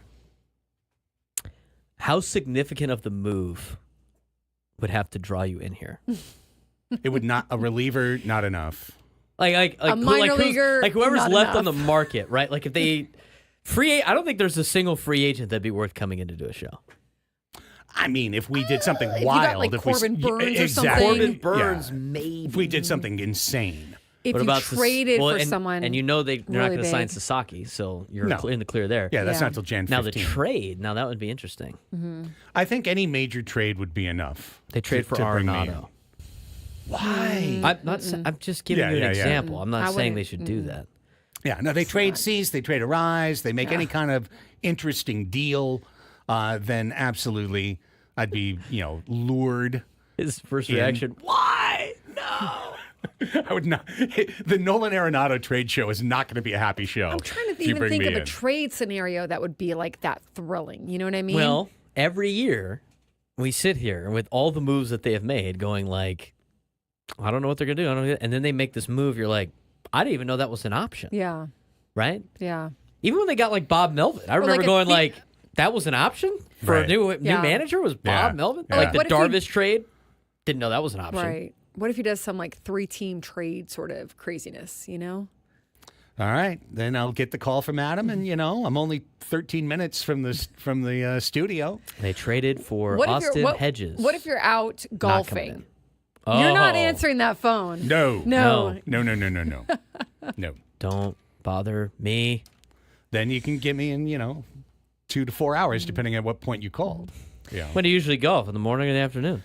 Well, you can't golf in the afternoon anymore because this dang sun goes down. That's why I try to get as many holes in at Torrey Pines as possible. Save you some Hashtag money. daylight savings all the time. Yeah. Is there how the Padres are like, oh, while we're on this topic, Mm-hmm. oh, we'd like a significant DH bat. We'd like a significant. Who would get you off your couch? I'm putting you on the spot here a little bit because I haven't looked up the names either. Like, I'm sorry, I can guess you repeat the anything's question? possible with a trade. Like, say, got so one. AJ Preller said that there still would like a significant DH, like a DH bat that they can go to. At least, Arenado. I always thought that they kind of. Stop it, you. I wouldn't be surprised if they rotate that position still. But let's Yeah. say they get a bat. I got one for Okay, you. who's your guy? Continue his NL West tour. Jock Peterson. Get another stamp in his NL West All right. passport. He's one step closer to helping out my softball team at the Poway Sportsplex. I mean, Jock Peterson had He a can just do really that good after. year. That's right. That's what I'm saying. Jock Peterson had a really he good did. year. He did. He's held on. He's had good single years. He's yeah. had good years. He's not. He gets on that 1-year contract and he does well. He Wife does. makes Yeah. good money. Go out there, swing the stick a little bit. Left-handed bat. He's changed his swing. He's like the right amount of crazy. good. You need Yeah. a little crazy, I mean, I think we got to bring him in and Tommy Pham and just see what happens. just make him a platoon. Just make him a platoon and see what happens. Make him But, play fantasy football year round. I mean, just for the LOLs. Just for can you imagine the entertainment that Annie would get I as would the have queen so of eyewash? much fun in this clubhouse. Yes, I would very much enjoy it. You know what? We should just. That's what the Padres should do. We've already been painted as the They villain would, last They year. would squash it on day one, by the way. They if they should- haven't already. Let's bring in all the bad boys of baseball Right. just for entertainment value. On a way more bummer, or not bummer, but like boring. Preller does like those guys. He does. On a way more boring note, would there be any interest from? And I'm just reacting to your question. Right. We're Names are bouncing flying. We're things around. flopping out spitballing of my here head. at the last hour of a Friday show. Yeah, names are flopping out of my head like wet tortillas. Whoa. Paul Goldschmidt. Would you have any interest Never, in Paul Goldschmidt had a as wet tortilla in my as life. I mean, yeah, Wet tortilla? just flop. Flopping wet I tortillas? do not have Do you those. know what you're saying? I don't have those, so Flopping wet tortillas, Mine this are guy not- says. It sounded colorful. Whose I thought it man's was, Pliable. is this? Whose man's is this? right. Flopping wet tortillas. Paul Goldschmidt, any interest? I honestly Rough was not season like last year. super against it. They're trying to move him, right? He's a free He's a agent. free he's a agent. free agent, You can okay. sign him. He's a free What's agent. the price? I mean, I think it wouldn't be very much. No, I mean, like, what would the price? What are you willing to spend on Paul Goldschmidt for a 1-year deal? That's a great question. That's the real question. It's not like An I don't think it's gonna be a lot. incentive-laden deal that starts with a low base of like Has Goldschmidt ever won a World Series? $2 million. No, Paul Goldschmidt has never won a World Series. You know, how old is he? 37? 36, 37? But Paul Goldschmidt. he's still a really good defensive first baseman. Yeah. So if you had a universe where you could have, He's a good player. yeah, and veteran listen, player. I just want to clubhouse make guy. this clear. He's got to bounce back a little bit. None of these things are happening unless we trade like 4 guys off our team. Hey, you know what? You got to be But- creative. We're thinking outside the box here. but Trying to help out the ball like club. a Peterson Goldschmidt platoon where sometimes the two of them played together depending on matchup, but otherwise you had Peterson and you had Goldschmidt and they Yeah. would kind of be regular DHs, but then Goldie could step in at first base and, get a rise off the bag, so to speak. I mean, I think it would be pretty good. He's For 37. the right price. He's 37. Right. His WAR last year was 1.1. His FanGraphs projected WAR is 1.7. His projected contract 1 year, $14 million. 14. 14. Would you give him 12? We can't afford it. No. Would you give him 10? I was thinking like 2.5 with incentives. Yeah, it's not I don't gonna think be you're him. getting anybody for that unless it's like Matt Carpenter. Can we get Jerks and What do you Profar's think brother? you're getting Donovan Solano and David Million Peralta bucks. for? $1 million bucks. Few, I in think these somebody prices, might maybe pay a him few 2 or million. 3. Yeah, like 3-4 million. But having said that, I was thinking about that this morning working on Best Of, and I would just like to repeat, I don't think there's any good reason for the Padres not to bring back David Peralta and Donovan Solano. I I think hope they do. I mean, you're making changes on this team. You're going to have guys leave, but those two guys were perfect fits. Yeah. They were just such great clubhouse players. They were such great bench players. And whether or not they exactly repeat their production from the year before, I feel like it's a happier, more functional clubhouse if those two guys are on the team. Absolutely. And the benefit that they give off the field is huge. I mean, great clubhouse guys, great veteran guys share their knowledge with the younger guys and with the older guys too. They're a great balance for a clubhouse that has a lot of superstars. They're a great balance because they've been around the block. They know the game super well. They're willing to share that information, and they're a nice bridge between a lot of those superstars and those younger players. They just add a little something, right? But on the field, they're really good too. I mean, the Padres wouldn't have gotten to where they were last year without those two guys. There's no way. There's no chance at all. And they're good they're good players. They're good hitters. Solano's a real hitter. I mean, he's Mm-hmm.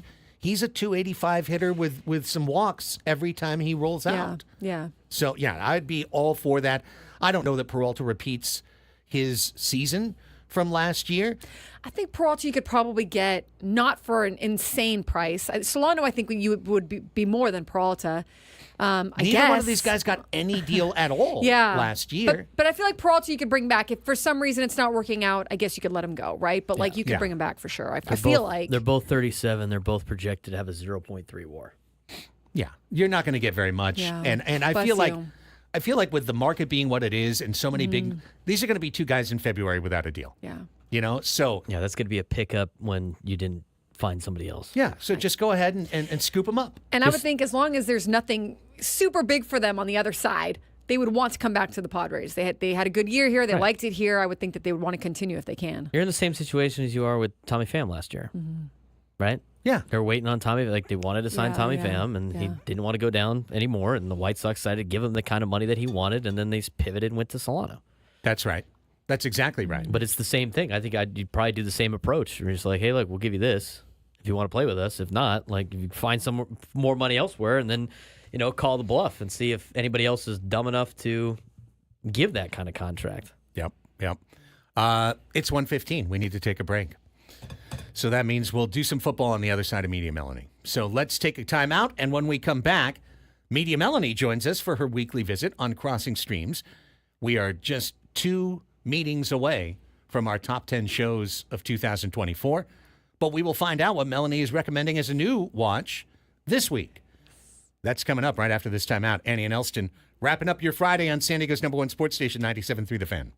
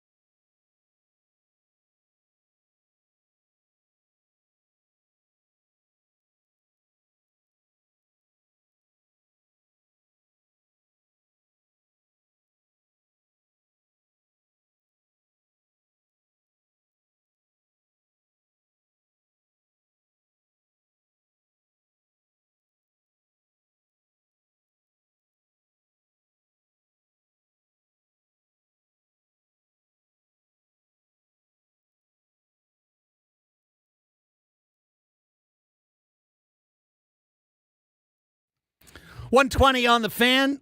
This hour of 97.3 The Fan programming brought to you by Buffalo Wild Wings. Buffalo Wild Wings is football. Hey, San Diego sports fans, head to your local Buffalo Wild Wings. Try their new maple chipotle sauce for rich maple sweetness and a mild smoky chipotle heat. Or for a bit of a kick, check out the new Cajun sauce for a rich blend of spicy and tangy pepper sauce. Stop by your San Diego B-Dubs or order now, takeout and delivery available on the app. Buffalo Wild Wings, go. We go to 121. We go to our second to last segment of the week. This is where we welcome in Media Melanie for Crossing Streams, our weekly television streaming recommendation segment to get you into the weekend with something non-sports to enjoy. Media Melanie, how are you?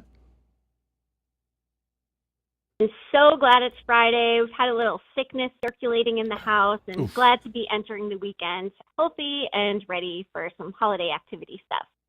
Well, Melanie, you've certainly been front of mind for me all week, as you know, because we're working toward recording on your channel our top 10 shows of 2024. Melanie and I have been texting back and forth all week because I'm recognizing now, like, the gaping holes in my coverage of the year, especially in terms of shows that, like, I started and even recommended and really enjoyed, and then for some reason you get stalled, and it's like, well, can I really name it top 10 if I don't finish? You better get on it. Finish the series. That's running out of time here, That's buddy. literally what I've been doing. You're on your show next I have week. been binge jamming through all of these different shows. Guys living every college kid's dream. Yeah. Just Jamming in for the final exam, but it's just binge watching shows. Sorry, Yes. Mitzi. I just got to sit on the couch all day. That's just- part of my and job. watch the rest of these I shows. my was job. folding clothes last night. They were watching some Christmas movie. I'm like, nope, I'm going to Ain't put nobody on got time for that. Industry Season 3, Episode 5. I gotta get through this thing by next Wednesday. I got to fire it out. So understanding that, Melanie, I'm not going to have a recommendation today other than maybe to touch on these shows that I have finished. But I'm curious because I know you continue. You have been on top of everything from the start. You don't have to go back. Well, maybe you do. Finish a couple of things. But what do you got for the audience this week? I am very excited about this one, Craig. And you know what? Netflix deserves a whole stocking's worth of credit for this strategic release of Black Doves, which is an absolutely quintessential seasonal binge. It's a new spy thriller. It stars Keira Knightley and Ben Whishaw, and it embraces the holiday season with some festive flair. We've got Christmas as a backdrop and also a sharp contrast to the darker elements of political scandal, criminal conspiracy, and espionage. It strikes this perfect balance of festive yet tense and heartwarming yet thrilling. And Craig, the story centers on Helen Webb, played by Keira Knightley. She is a seasoned spy and wife of a prominent politician, and she's been covertly leaking classified information to the Black Doves, which is a small British intelligence group overseen by Reed, who, Craig, is played by one of your favorites, Sarah Lancashire. I know you've mentioned her before, so if you like her, you're probably going to like this one. And her world gets shattered. She is having an affair, and her lover, Jason, gets brutally killed. And she's desperate and under threat. Enter Sam, played by Ben Whishaw.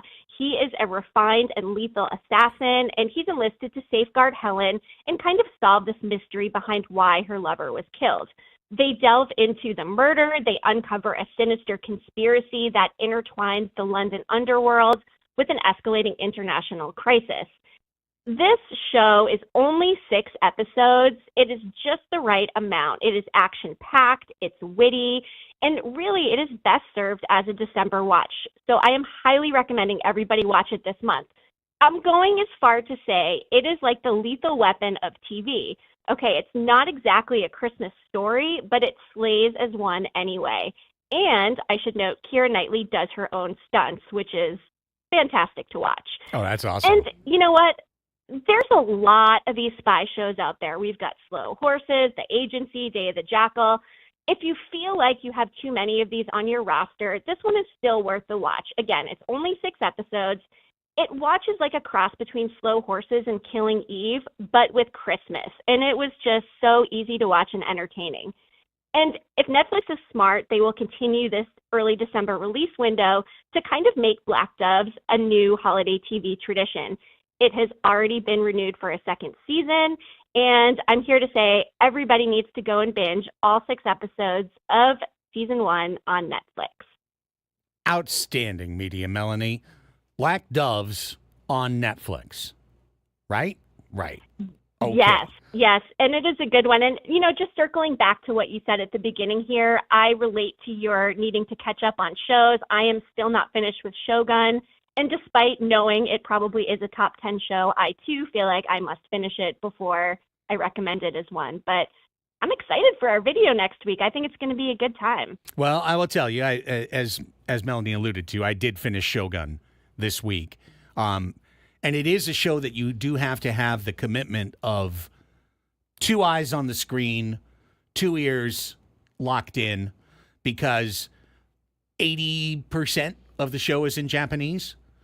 And so you got to be watching the subtitles. Yeah. You can't be like doing the dishes and kind of half watching because you'll be hearing the Japanese and you won't be seeing what's going on. However, I thought it was absolutely outstanding, and it's a guarantee you'll hear about it in this segment next week in terms of one of the best shows of the year. It might be the best entire show of the year. It really might be. In terms of just overall scope, scale, getting it done. But what I'm going to mention here, Melanie, on the way out is a show that season 3 has, the season finale just dropped. I have not watched season 3 yet, but it's going to be done by the time we get together on Wednesday. And that is one of my favorite shows of the last several years, which is its final season is out on Max/HBO. And that's Somebody Somewhere. Somebody Somewhere is one of the sweetest, most just joyous shows that you can possibly watch. It's funny, it's heartfelt, it hits you in the heart a few times, but not in the kind of way that is hurtful to you. You know what I mean? Like it is, you're going to enjoy every time you watch Somebody Somewhere. You're going to feel transported, and at the same time, you're going to walk away with a big smile on your face. This is an incredible vehicle for an incredible woman named Bridget Everett, who had spent many years doing vaudeville shows in New York. She's known for her body comedy, and she is a plus-sized woman who has an A triple plus voice. Like, she is an incredible, incredible singer. She plays Sam in Somebody Somewhere, and this is loosely based on her own life, because Bridget Everett grew up in Kansas, moved to New York to create her professional career. This show, Somebody Somewhere, is based in Manhattan, Kansas, the seat of Kansas State University. The Little Apple. The Little Apple. The Big Little 12 Apple. country. That's Love right. it. And Love that. Sam moved in the very first season. Sam moves back from New York to her original home due to an issue in the family, and she has to move back and relocate. So there's a little bit of fish out of water as kind of a body New York person reintegrates into her Manhattan, Kansas lifestyle, and is back with her parents again and back with her sister again, and meeting people from her old walk of life. But I'm just telling you, this show is, its heart, its sweetness, it is just a glorious show. It's very funny, extremely funny. Jeff Hiller plays Sam's friend, Joel. They have this incredible relationship that develops over the course of 3 seasons. There's always singing in there somewhere. At some point in the season, she'll have a karaoke moment or something where you get to see one of her great songs that she's done. Yeah. She's really, really funny. I love this show. I absolutely love it. I was going back and looking it up, Melanie. Each of the first 2 seasons I had ranked in the top 10 for shows of the year. So I am pre-recommending this going into watching the 3rd season. I think it's one of the best shows around. It's a half-hour show, easy to watch, easy to get into. Don't have to be worried about, I don't remember the plot line from 3 weeks ago, so I can't watch this unless I read my Google recap or something. No. It's cruise in, cruise out, but you're going to love it. Just the feeling of the sunflowers, the breeze in the air in Kansas, like it's a completely different feeling. That's why I say it's a show that transports you, puts you in a different time and place. And if you've never watched Bridget Everett, if you've never seen her, go check her out. She is an absolute powerhouse. and incredibly funny. She does a lot of physical comedy. She does a lot of self-deprecating things from being a plus-sized woman.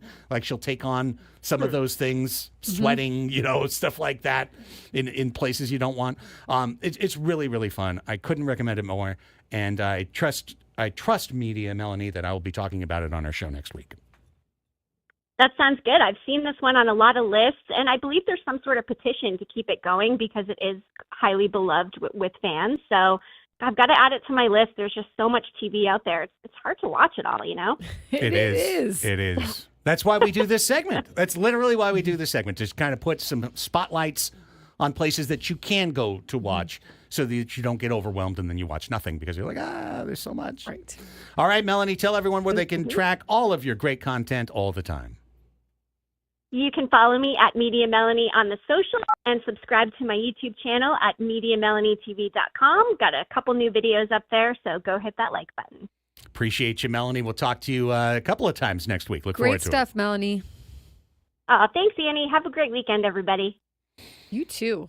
See a lot of folks in the chat responding, as usual, to this segment. Take care, Melanie. Good to see you. I mean, a lot of love for Shogun, a lot of love for Somebody Somewhere out there as well. People wanting to know my thoughts on the last episode of Industry. Don't worry, I'll get there by about Sunday. M. McKee 23. It was my most shameful thing. I came on in the middle of the summer, and I'm like, this is one of my favorite shows of the 2020s. Industry, I love it so much. It's about to debut. I love it so much, and it's been 2 years since the last season. I remember saying this on the air. I'm like, I'm going to go back. I'm going to rewatch each episode of the first 2 seasons, and I'm going to be done with that before the 3rd season's over because I love this show so much. And then you know what happened? And this is a true story. As I have mentioned before, if you haven't watched Industry, it's a very TVMA show. Okay. Young people in the finance world, they live hard, they party hard. Yeah. They like to have a lot of sexual relations as well. And so there's a lot of nudity and sex in Industry. And I got this rewatch going, and then it was like, oh, James has gone to bed. I'm going to put on an episode of Industry. I'm going to sit on the couch. I'm going to keep my binge going. Oh, boy. And I mean, Braden, Annie, every day. Oh, my God. Every time. Straight to Lake Titicaca. It would be, seriously, straight to Lake Titicaca. He draws the foul. Oh, that's not Annie, her 4th. Yeah, Team's 8. Indeed, 8. there's a lot of regular drug use on the show as well. And so every time it would be like Mitzi would be in the kitchen, and then she'd be sitting at the kitchen table, and she'd be like, What are you watching, Craig? Are you watching that? Is that the same show? Are they doing it again? And so I felt ashamed. Like I went like, okay, I guess I'm going to go back to the laptop. Is that the show you're watching? You're watching some late night HBO there. Right. Right. Yeah, exactly. Exactly. Is that HBO or is that Are you on the Skinamax? internet or are you on TV? Yeah. Right. Yeah. So as a result, I froze. My rewatch froze. And then Sure it did. Melanie.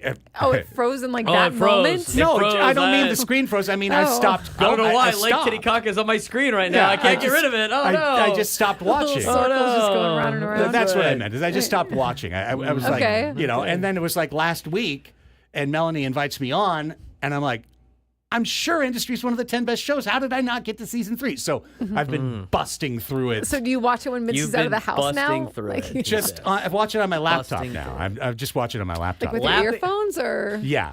Watching it Yeah. on his laptop. How deep are you right now? busting Through it. Season 3, episode Oh, he's 5. deep in the show. I'm deep. We got one segment left. You guys are both going to Please get me out of here. I decided to watch You're the that one. show You were the one on that my brought this up, not laptop. me. I'm busting through it. Very deep. It's time to ask us anything, but maybe not that. He draws the foul. 833-288. I have to finish the show on my own. 833-288-0973. Major Gotta pause. Major pause. Major. What? Now Go to he's break, Craig. Just go to break. ringing his. Give us a call and Ask him about his ding dong. He loves Ding-a-ling. to hear about it. 833-288-0973. Call us in the next 15 minutes. We'll put you on the air on The Fan. Bye-bye.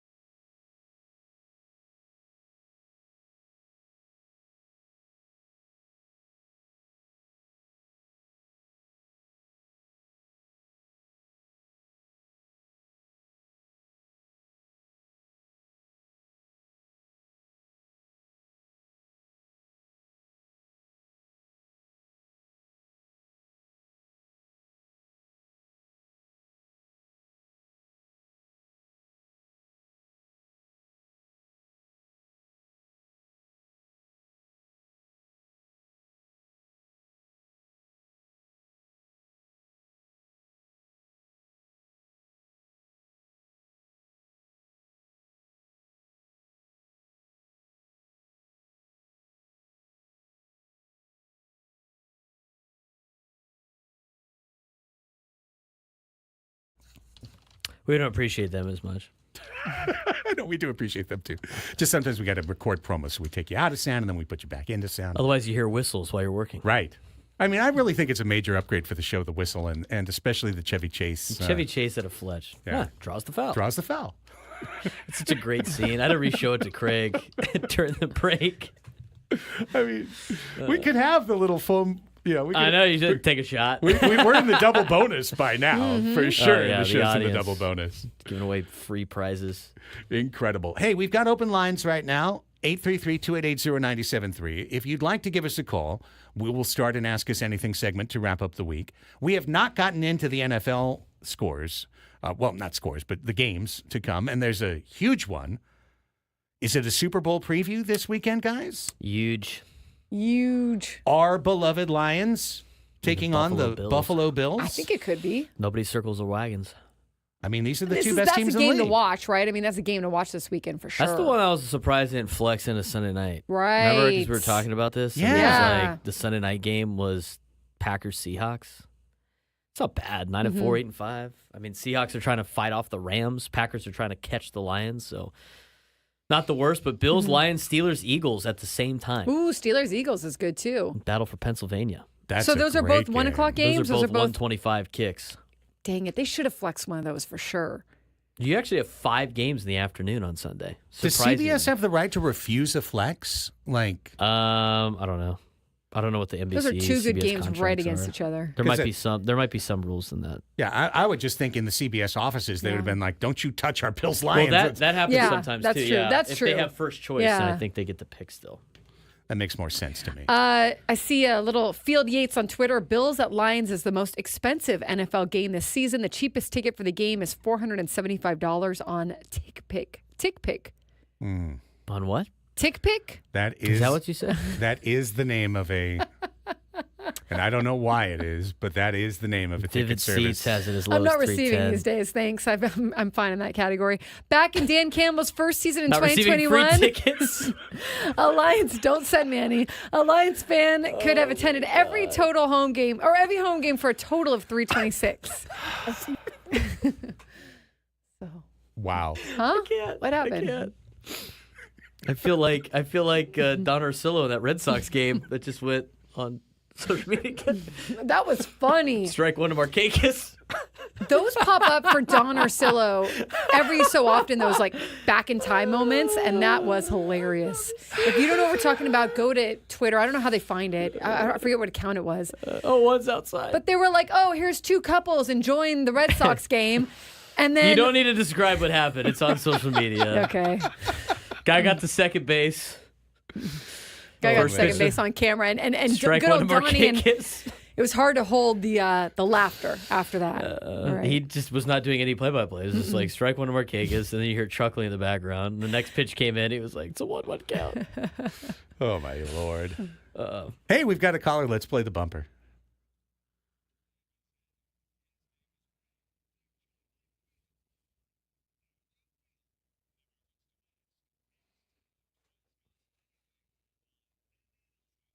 This might be the most off-the-rail 90-minute segment in the history of this show. Don't you feel like you're going on break from school? Like you're Yes. going on holiday break, winter break. Although we still have a week left of shows, so everything's hurts. just like off the rails. God forbid what next Friday's show is going to be I like. know. My face hurts from Matt Crotchet, and I don't receive those anymore. Are two of the funniest things I'm not at I've least heard. not soliciting. So. That and then Craig describing the adult videos he watches on his laptop. It's not. It's a show on Max. Yeah, well, your description was bad. Play-by-play guy. Show It on Max. sounded You got like too he was descriptive on guilty your when he's play-by-play. describing it. Yeah. Weird.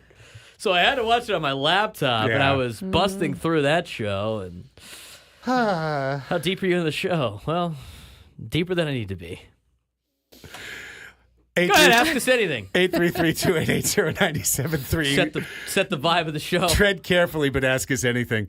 Here's Don in Point Loma. Hello, Don. Thank you for calling in. You can ask us anything. Hey, how you guys doing today? We're doing better than we should, honestly. That's right.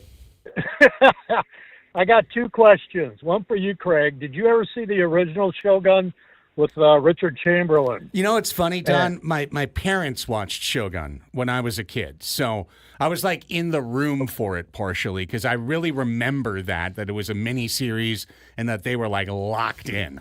But I couldn't tell you that I ever went back as an adult and took it in. Okay. And my other question is for Braden. Braden, how do they break up the high school? Is it based on population or district or what when they go to the state championships? The state championships, they basically just pick good matchups with teams that are evenly matched. That's for like the state playoffs. For the regular CIF playoffs here in San Diego, we use a website called calpreps.com. They rank everybody 1 through 70-something, and then they take the top 12 schools, and that's your Division 1. Or they take the top 4, then 12, and then 12, and then 12, all the way down. So it's based on how well you did this particular season, not a couple years, and has nothing to do with enrollment anymore. Okay. Thanks, all right, Don. guys. Thanks. Appreciate you, man. Have a great weekend. Y'all think Lincoln has a good chance tonight? I do. Yeah, you were saying 2 weeks ago that you thought whoever won between you and Lincoln would go all the way through to state, right? I thought whoever won our game would definitely make it to state. I thought Folsom/Pittsburgh would be a very difficult task, but I thought Folsom would be more difficult for Lincoln than Pittsburgh. But Pittsburgh's good. I mean, obviously they beat Folsom, so right. It should be a really good game. I think Lincoln edges it out tonight by 3 points. I like it. Let's go to Arturo in Eastlake. Hello, Arturo. Ask us anything. Hi, is it me? Am I on? You're on. If your name's Arturo, yes. Oh, hey, great show, guys, and Annie. Thanks, Arturo. And lady. Lady? You're welcome. I do have one question. Is when you were not in the business that you're in right now, did you ever look up to anybody like, for instance, Howard Cosell or somebody like that and think, I want to be doing this? Okay. In other words, broadcast mentors or idols. Right, or just somebody who you listened to and appreciated and admired. Yeah, absolutely. Good question, Arturo.